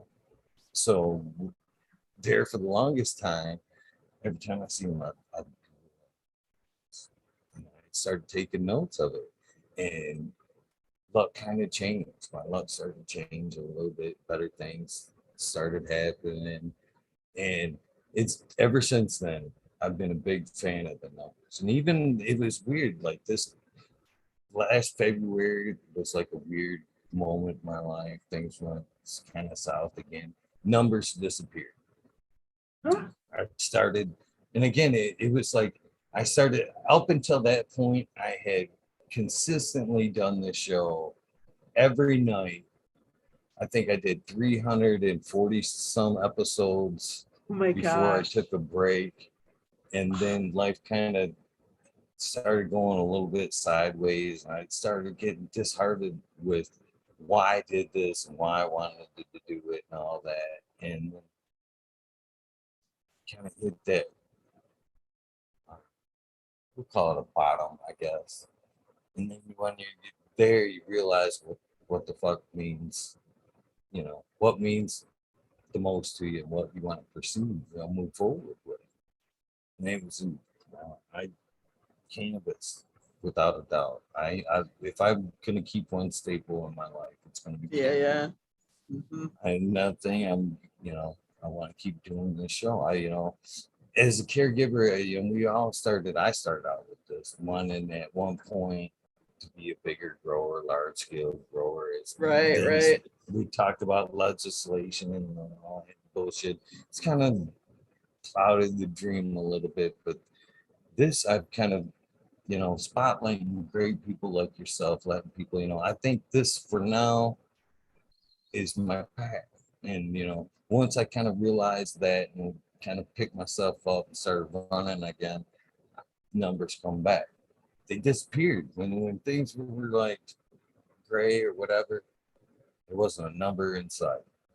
But once I focused back up and There you realized, go. where my heart was at, numbers came right back. There you So yeah, go. and it all stems from basically that hero dose, that one night. Right, And to this right. day, I Yes. follow the numbers. I There you follow the meaningful go. numbers, the There you spiritual go, side of man. things. See, that's what it is, man. It's what it is. I can tell you stories like that too.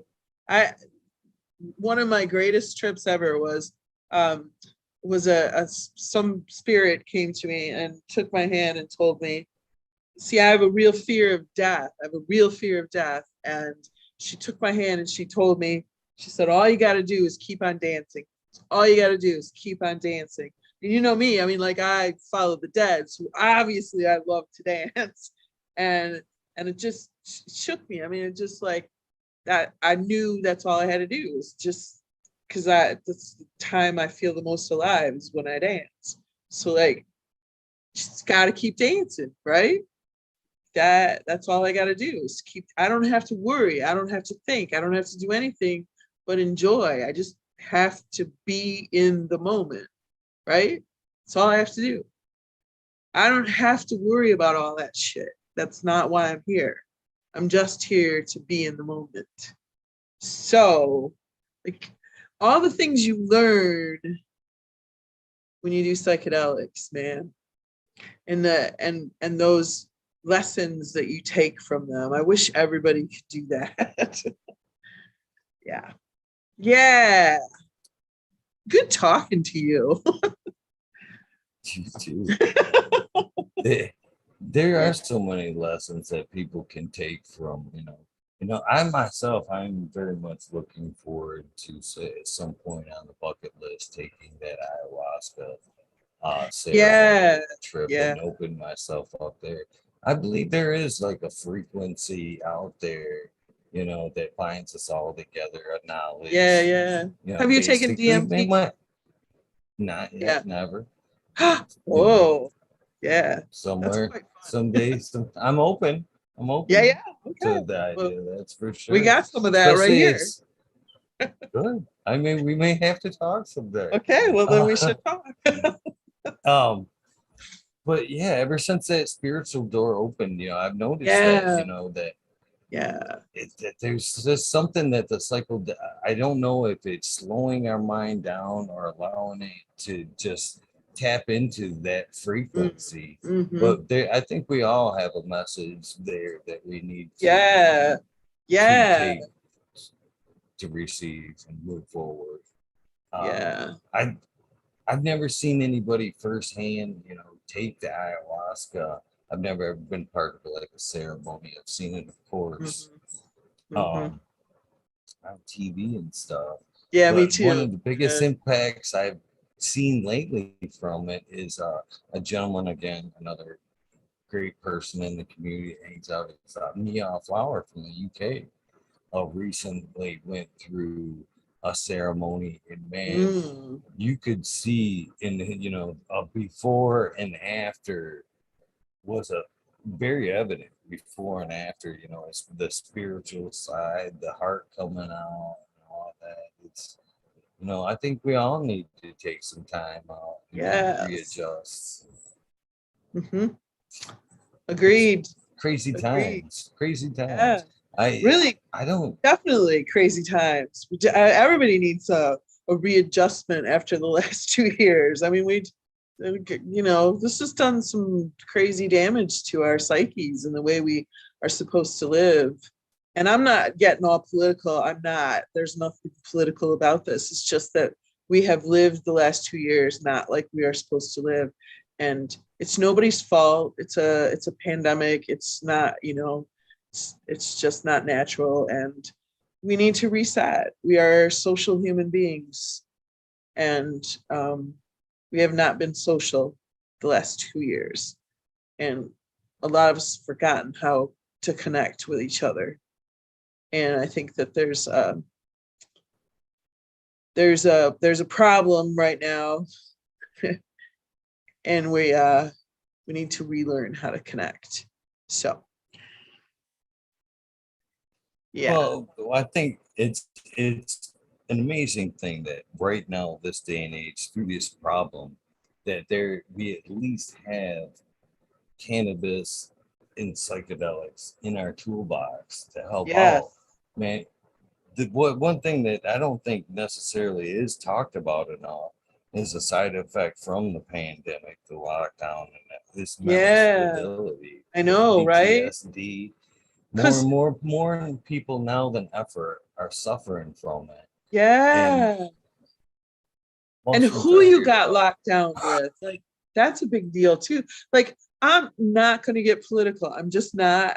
I don't want to talk about politics, but and I think that people want to talk about politics when we talk about the pandemic. I'm just going to talk about the pandemic. Like, we were locked down and we had to, like, shelter in place with the people we were with at that point. Like, and maybe that was a toxic relationship and you had to shelter with whoever you were with. Like, and so you had to do that and you had to survive that. And maybe you did survive that, but it wasn't healthy for you. And so you need to get yourself right. Um, and we're not talking about that. Like you said, we're not talking about that. And there's not a lot of mental health checking in happening. And we should be talking about that. But we're still focused on the pandemic and not a lot about like healing. So we got a lot to heal from. And I think we forget how to communicate with each other, and there's a lot of divisiveness and hate, and we did forget how to communicate with each other. And what we're seeing in the world right now is a lot of we don't know how to communicate. We got to so whatever we can do individually to communicate with each other, we should be doing that. So if that involves taking mushrooms, you guys take the mushrooms. Sorry.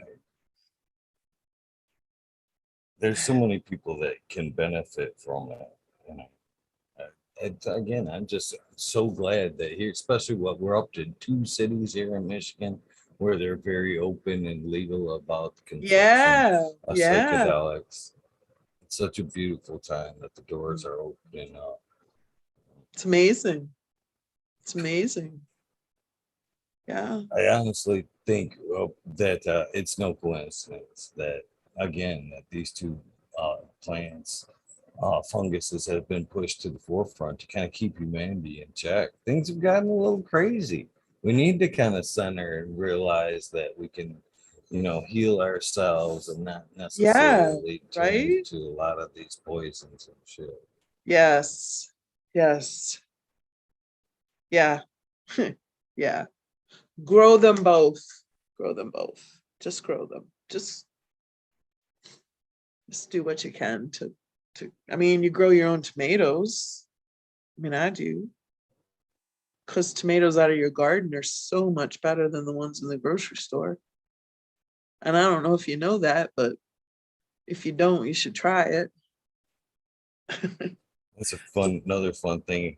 I think that I like to see with the evolution of cannabis. People start growing it. And again, I'm not comparing you to the story, but though I think you may find some parallels here. We start growing the plants, for one reason or another. Initially, like I said, it for me it was to save some money and just help sustain myself. Time went on, things changed here in Michigan. I could grow legally, medically, and then once I started talking with people, my feeling with how I felt about the plant changed 100%. But Mm-hmm. it's a beautiful thing when we can help sustain ourselves and cure ourselves. Yes. It's I talked a little bit earlier about the cultivation side being very therapeutical. But if you're in that place to where you're actually dependent on this as a medicine, you're in a place in your life where there's some I can'ts and nobody I can't hurt. I've had some injuries and I'm very stubborn.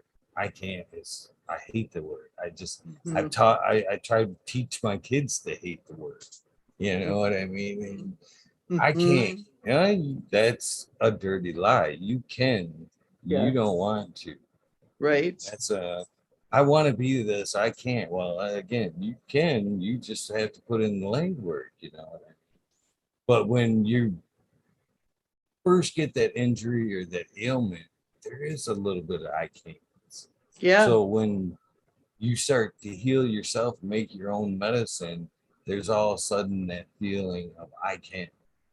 And that in itself, on top of the cultivation, once you get that I produce my own medicine of Yes. healing myself. Yeah. That's some energy right there that's Yes. very powerful. Amazing. Yeah. Then when you start growing good cannabis, you're like, I did this. I did this. I might But then share this. so along them journeys, we're doing whatever we can to grow the plant, Mm-hmm. bionutrients or what again.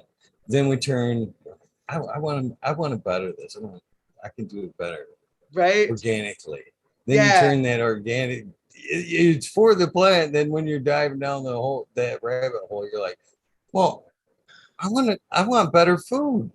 I want Right? to Yeah. Wait a minute. want to start doing this for me. You know Yeah. what I mean? It's kind of funny how that evolution. We start doing it for it, then we kind of realize, wow, I Yeah. could be Wait. doing a lot Maybe better I for could eat like myself and this. everything. It's I'm telling you, gotta get it started. cannabis is a great thing. It's very enriching.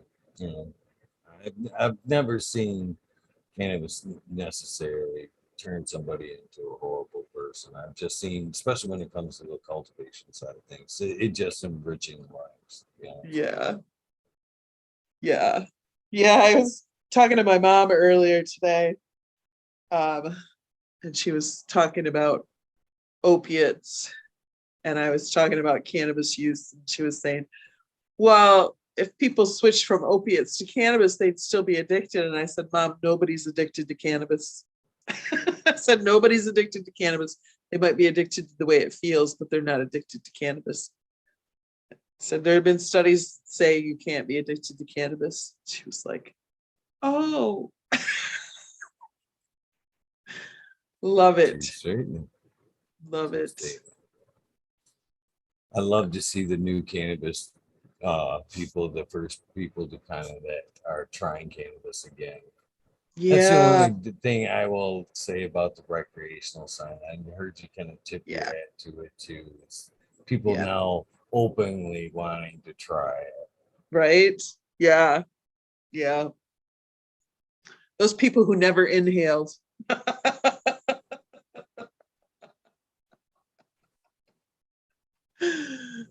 Yeah. Their stories are great though. The new experiences, it's wonderful. Yes. It's nice to see some of these newer cannabis users to be bright-eyed, Yeah. bushy-tailed. Yeah. I'll It's been take that out fun. of it.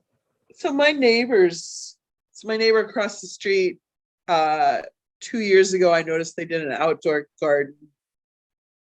And then my neighbor across the way here came over one day and he said, "Do you do gummies?" And I said, "Yeah." And he said, I need to move more. He said, I can't move and I want to move more. What do you got? What can you give me?" And I was like, "Oh, I can set you up." And I gave him my 7 milligram gummies, and he takes one of those a day, and he can mow his lawn and he can get into his car and fix it. And he thinks that's the most fantastic thing in the world. Um, and he smoked when he was in high school and college, and then he just put it away. And he's, in his early 70s now. And yeah, so it's just been fun, turning these 70-year-olds back on to weed and good weed and how to dab. Like, I don't know how many nectar straws I've shown people how to use because they don't want to invest in the whole dab rig. They just want to try it. So yeah, yeah, it's quite fun. Oh, It's nice for them to not have to pay for a lot of those medicines. And right, not and again, I'm not taking anything away from cannabis, but in the instance, like you just said, I need something to make my body a little more limber. It's yeah, amazing how many of the aches and pains actually go away once the right, opiates are out of your system. Again, not yeah, taking anything from cannabis, yep, I'm sure that's oil in the joints too. But once that yep, poison's out of the system, a lot of the aches and yep, pains disappear too. yep, I think exactly. a lot of people realize that when they're caught up in the trap. Yeah, yeah. Mm. I actually kind of proposed the idea the other night that I wish we hear a lot of these sheriff's offices talk about that they'll give you money for your guns. I'd like to see some of these I'd like to see, because it'd have to be a state agency, somebody you could trust with a lot of these fucking opiates coming in. I'd like to see cannabis. Bring your opiates in and drop it And we'll off give you for some cannabis. yeah, give you an ounce of Yes. cannabis, Heck that would be awesome. yes. Get that Yes. shit off the streets. Well, We'll cannabis talk helps about with us. opioid addictions, man. You should totally do that. Oh, I would love that. Yeah. Opioid addiction is so awful. Mm. And the one of the major things about it is it happens to people, good-hearted people that don't even Oh, fuck with yeah. drugs. I know that. They never even see that shit coming. That's the Nope. sad thing about the Nope. opiate. Nope.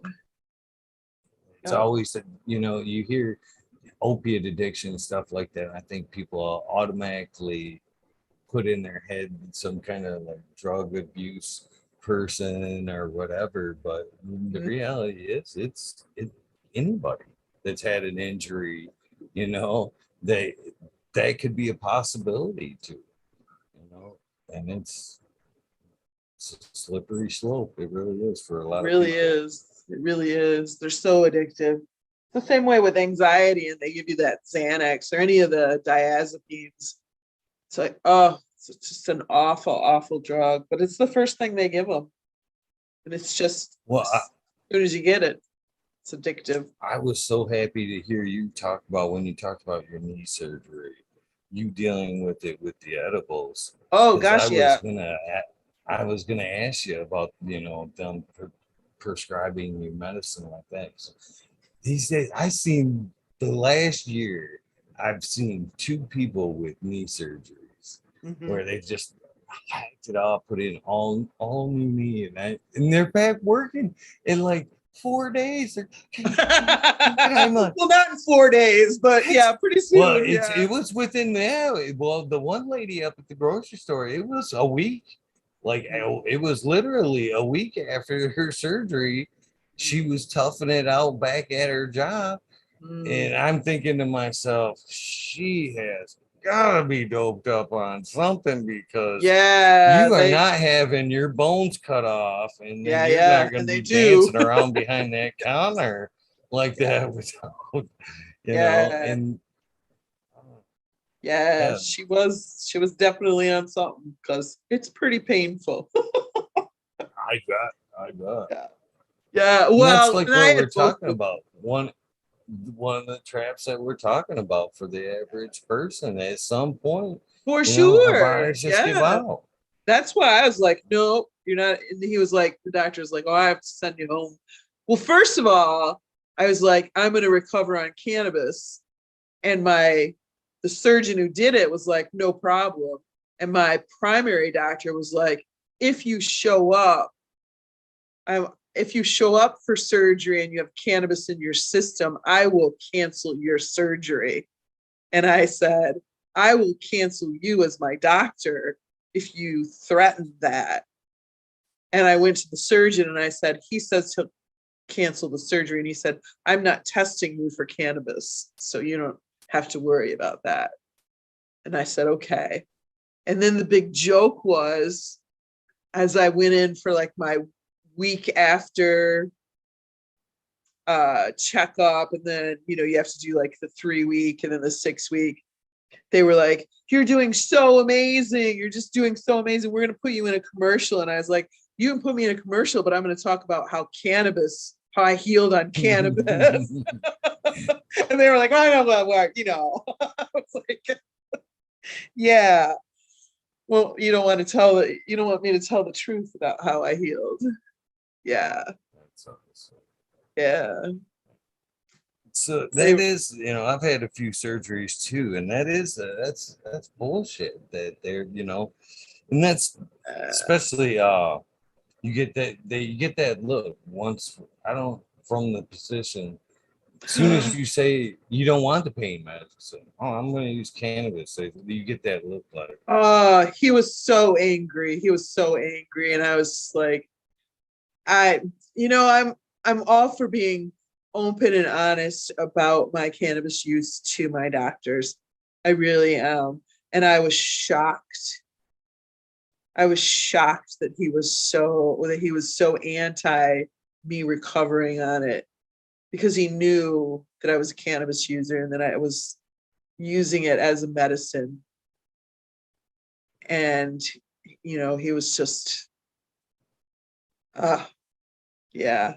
so were you open with your use with the anesthesiologist? Because that's usually Yeah, I was. In fact, partly I where went the in. worry is. Yeah, yeah. They do worry about that. So he said to me, don't smoke 48 hours before the surgery. Don't inhale cannabis, but you can do edibles. And in fact, I had taken an edible right before I went in for surgery. So yeah, I was nervous. So I took an edible. Well, I think there's either a lot of truth to what you said there. I think there's a lot of healing power there in the recovery Yeah. process. You just want it Yeah, in for your sure. system Yeah. for that process. Yeah. But I'm glad you brought that up. That's why I asked, because every time that I've been talked with the anesthesiologist, it's always been a smoking issue. So Yeah, that that's that what was they going to be my yeah. next question. Was it Yeah. edibles? Okay. Yeah, yep. They So said, my anesthesiologist was like, yeah, it was edibles are fine. I don't have a problem with that. Um, they said if you had a previous problem with waking up after anesthesia, then it might not be okay for you. But I had never had a problem waking up before. So yeah. Yeah, I have quite a bit of ink tattoos.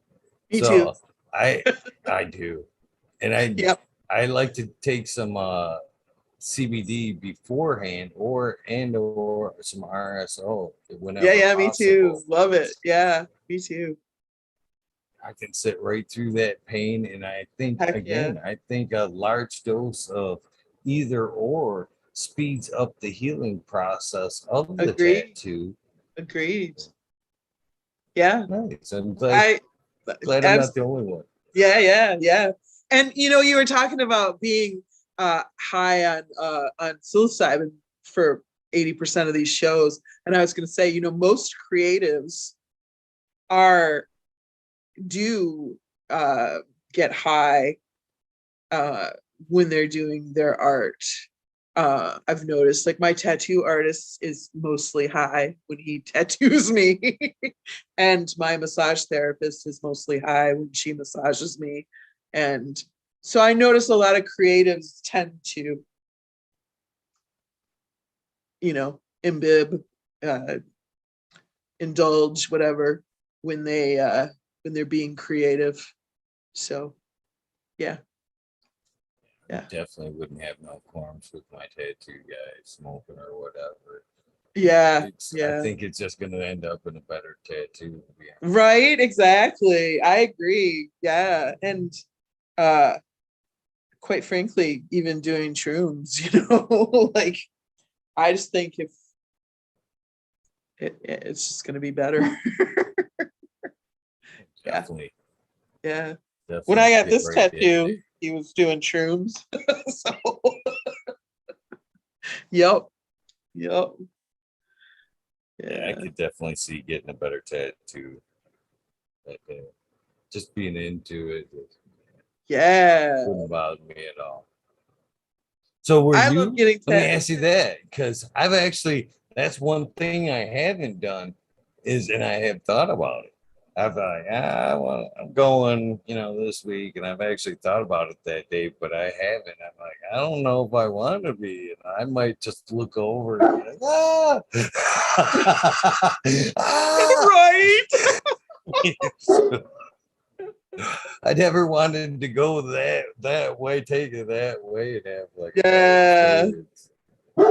Yeah. No, I've never tripped, but I think it's because getting ink for me is a real meditative experience. Anyhow, like I totally zone out when I get a tattoo. Like I'm just like vibing, you know, kind of a little masochist.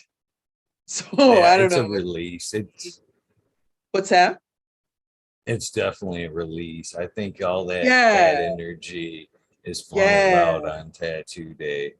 yeah, yeah, yeah, yeah, yeah. So I don't know. I wouldn't want to interrupt that energy with a trip. So I think that would it would be too much in conflict for me. Yeah. I always jokingly say I don't like to tell the tattoo how much I'm really getting at the tattoo artist, how much I'm really getting out of the experience because he'd Right. probably charge me double. She double. My guy knows. He knows. I'm always like, you gotta fit me in. Kind of need that. I relate Uh, 100%. Even on air, I'm like, yeah, anytime you usually see me going through ink, I'm trying to work through something, that's right. releasing, releasing a little something. Oh, uh, Definitely helps in the painful areas, that's for sure. right. Yeah. I've had the top of my feet done and stuff like that, and a Ah, little bit of RSO in that like spot on the wall or whatever. I'm like, yeah, I'm good. good. I'm good. I'm totally not even. I've meditated out. I've focused on that thing over there for like 30 minutes. Man. I'm Tear it okay. up. Oh. Hmm. So, uh, how are we doing as far as time? We're almost 2.5 hours into the evening, Yeah, approaching 2 a.m.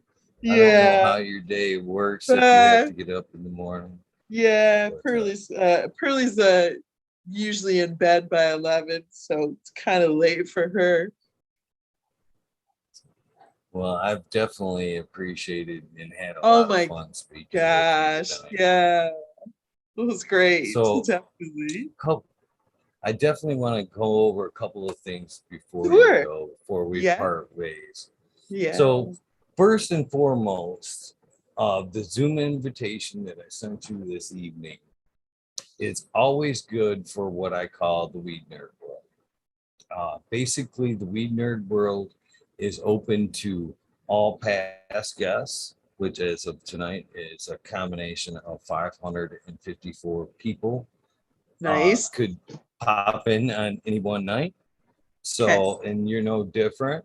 Monday nights are always Weed Nerd World Night. Unfortunately, it starts at 2 a.m. on Monday nights.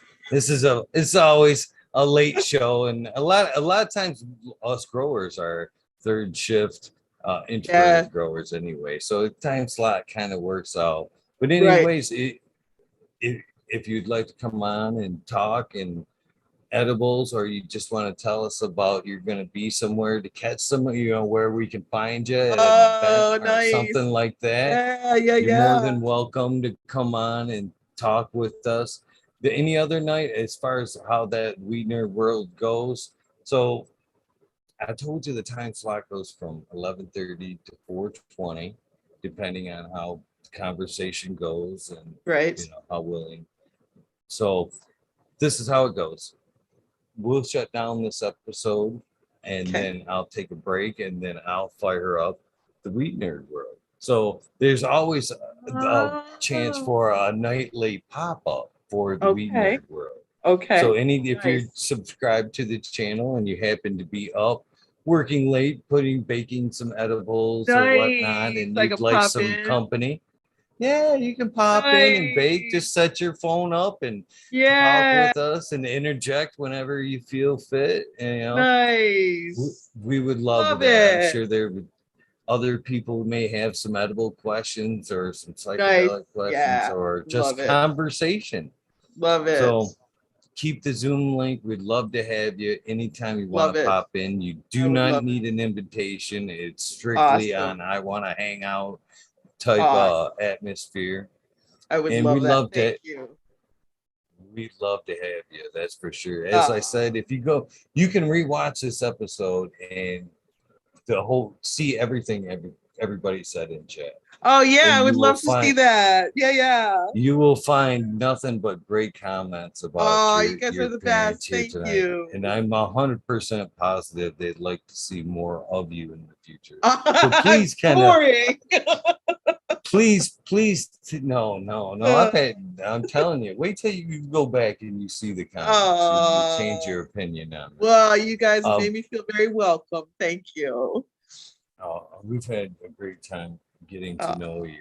And again, it's hopefully, like I said, we're getting to know you. Hopefully, this isn't our last interaction with you. We'd like to get to oh, know you oh. further, is what I'm trying to Well, tell you. I will definitely come So back.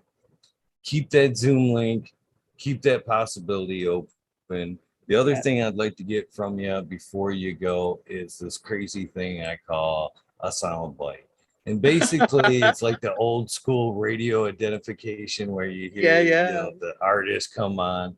Right, This is right. kind of what I'm looking for, my version. And again, as long as you have this in the body of it, I don't care what you say before, after, whatever, make it your own. At some point, I will use this as a commercial to remind people of this episode.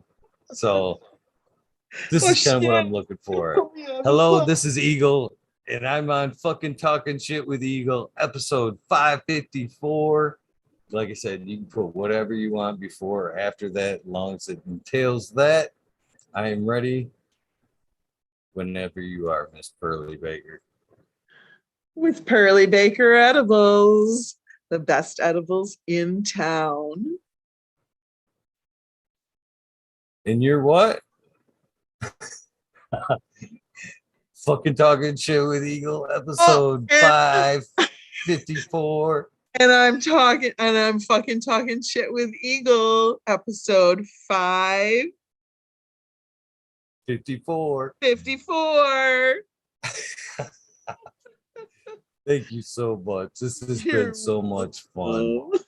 And again, I encourage you to go follow this great lady. And again, one last plea, please come back and hang out with us some Monday night or Oh, on I would some Weed Nerd love World. that. If not another episode, just me and you, I would take that any night as well. So Yeah. thank you Thank so you much. so And I look much. forward to hopefully meeting you someday in person. Would If love not, that too. I'll take it one of these Zoom nights again any night. So Yes. thank you again. I Thank you. appreciate everything you do, both in for the community and for the right reasons, helping people out, you know, getting them off that. So thank you so much for being a warrior.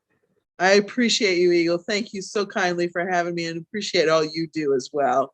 Definitely. So we'll talk again soon. For the All rest of right. you guys, you know the deal. Get your trays filled up, use the bathroom. I will see you guys in a little bit in the Weed Nerd World. If you're not going to join me in the Weed Nerd World, you know the deal. Please try to do something nice for somebody. Random acts of kindness do save lives. I'll see you in a little bit. Thank you again, Miss Pearly Baker. Have a good night. Good night.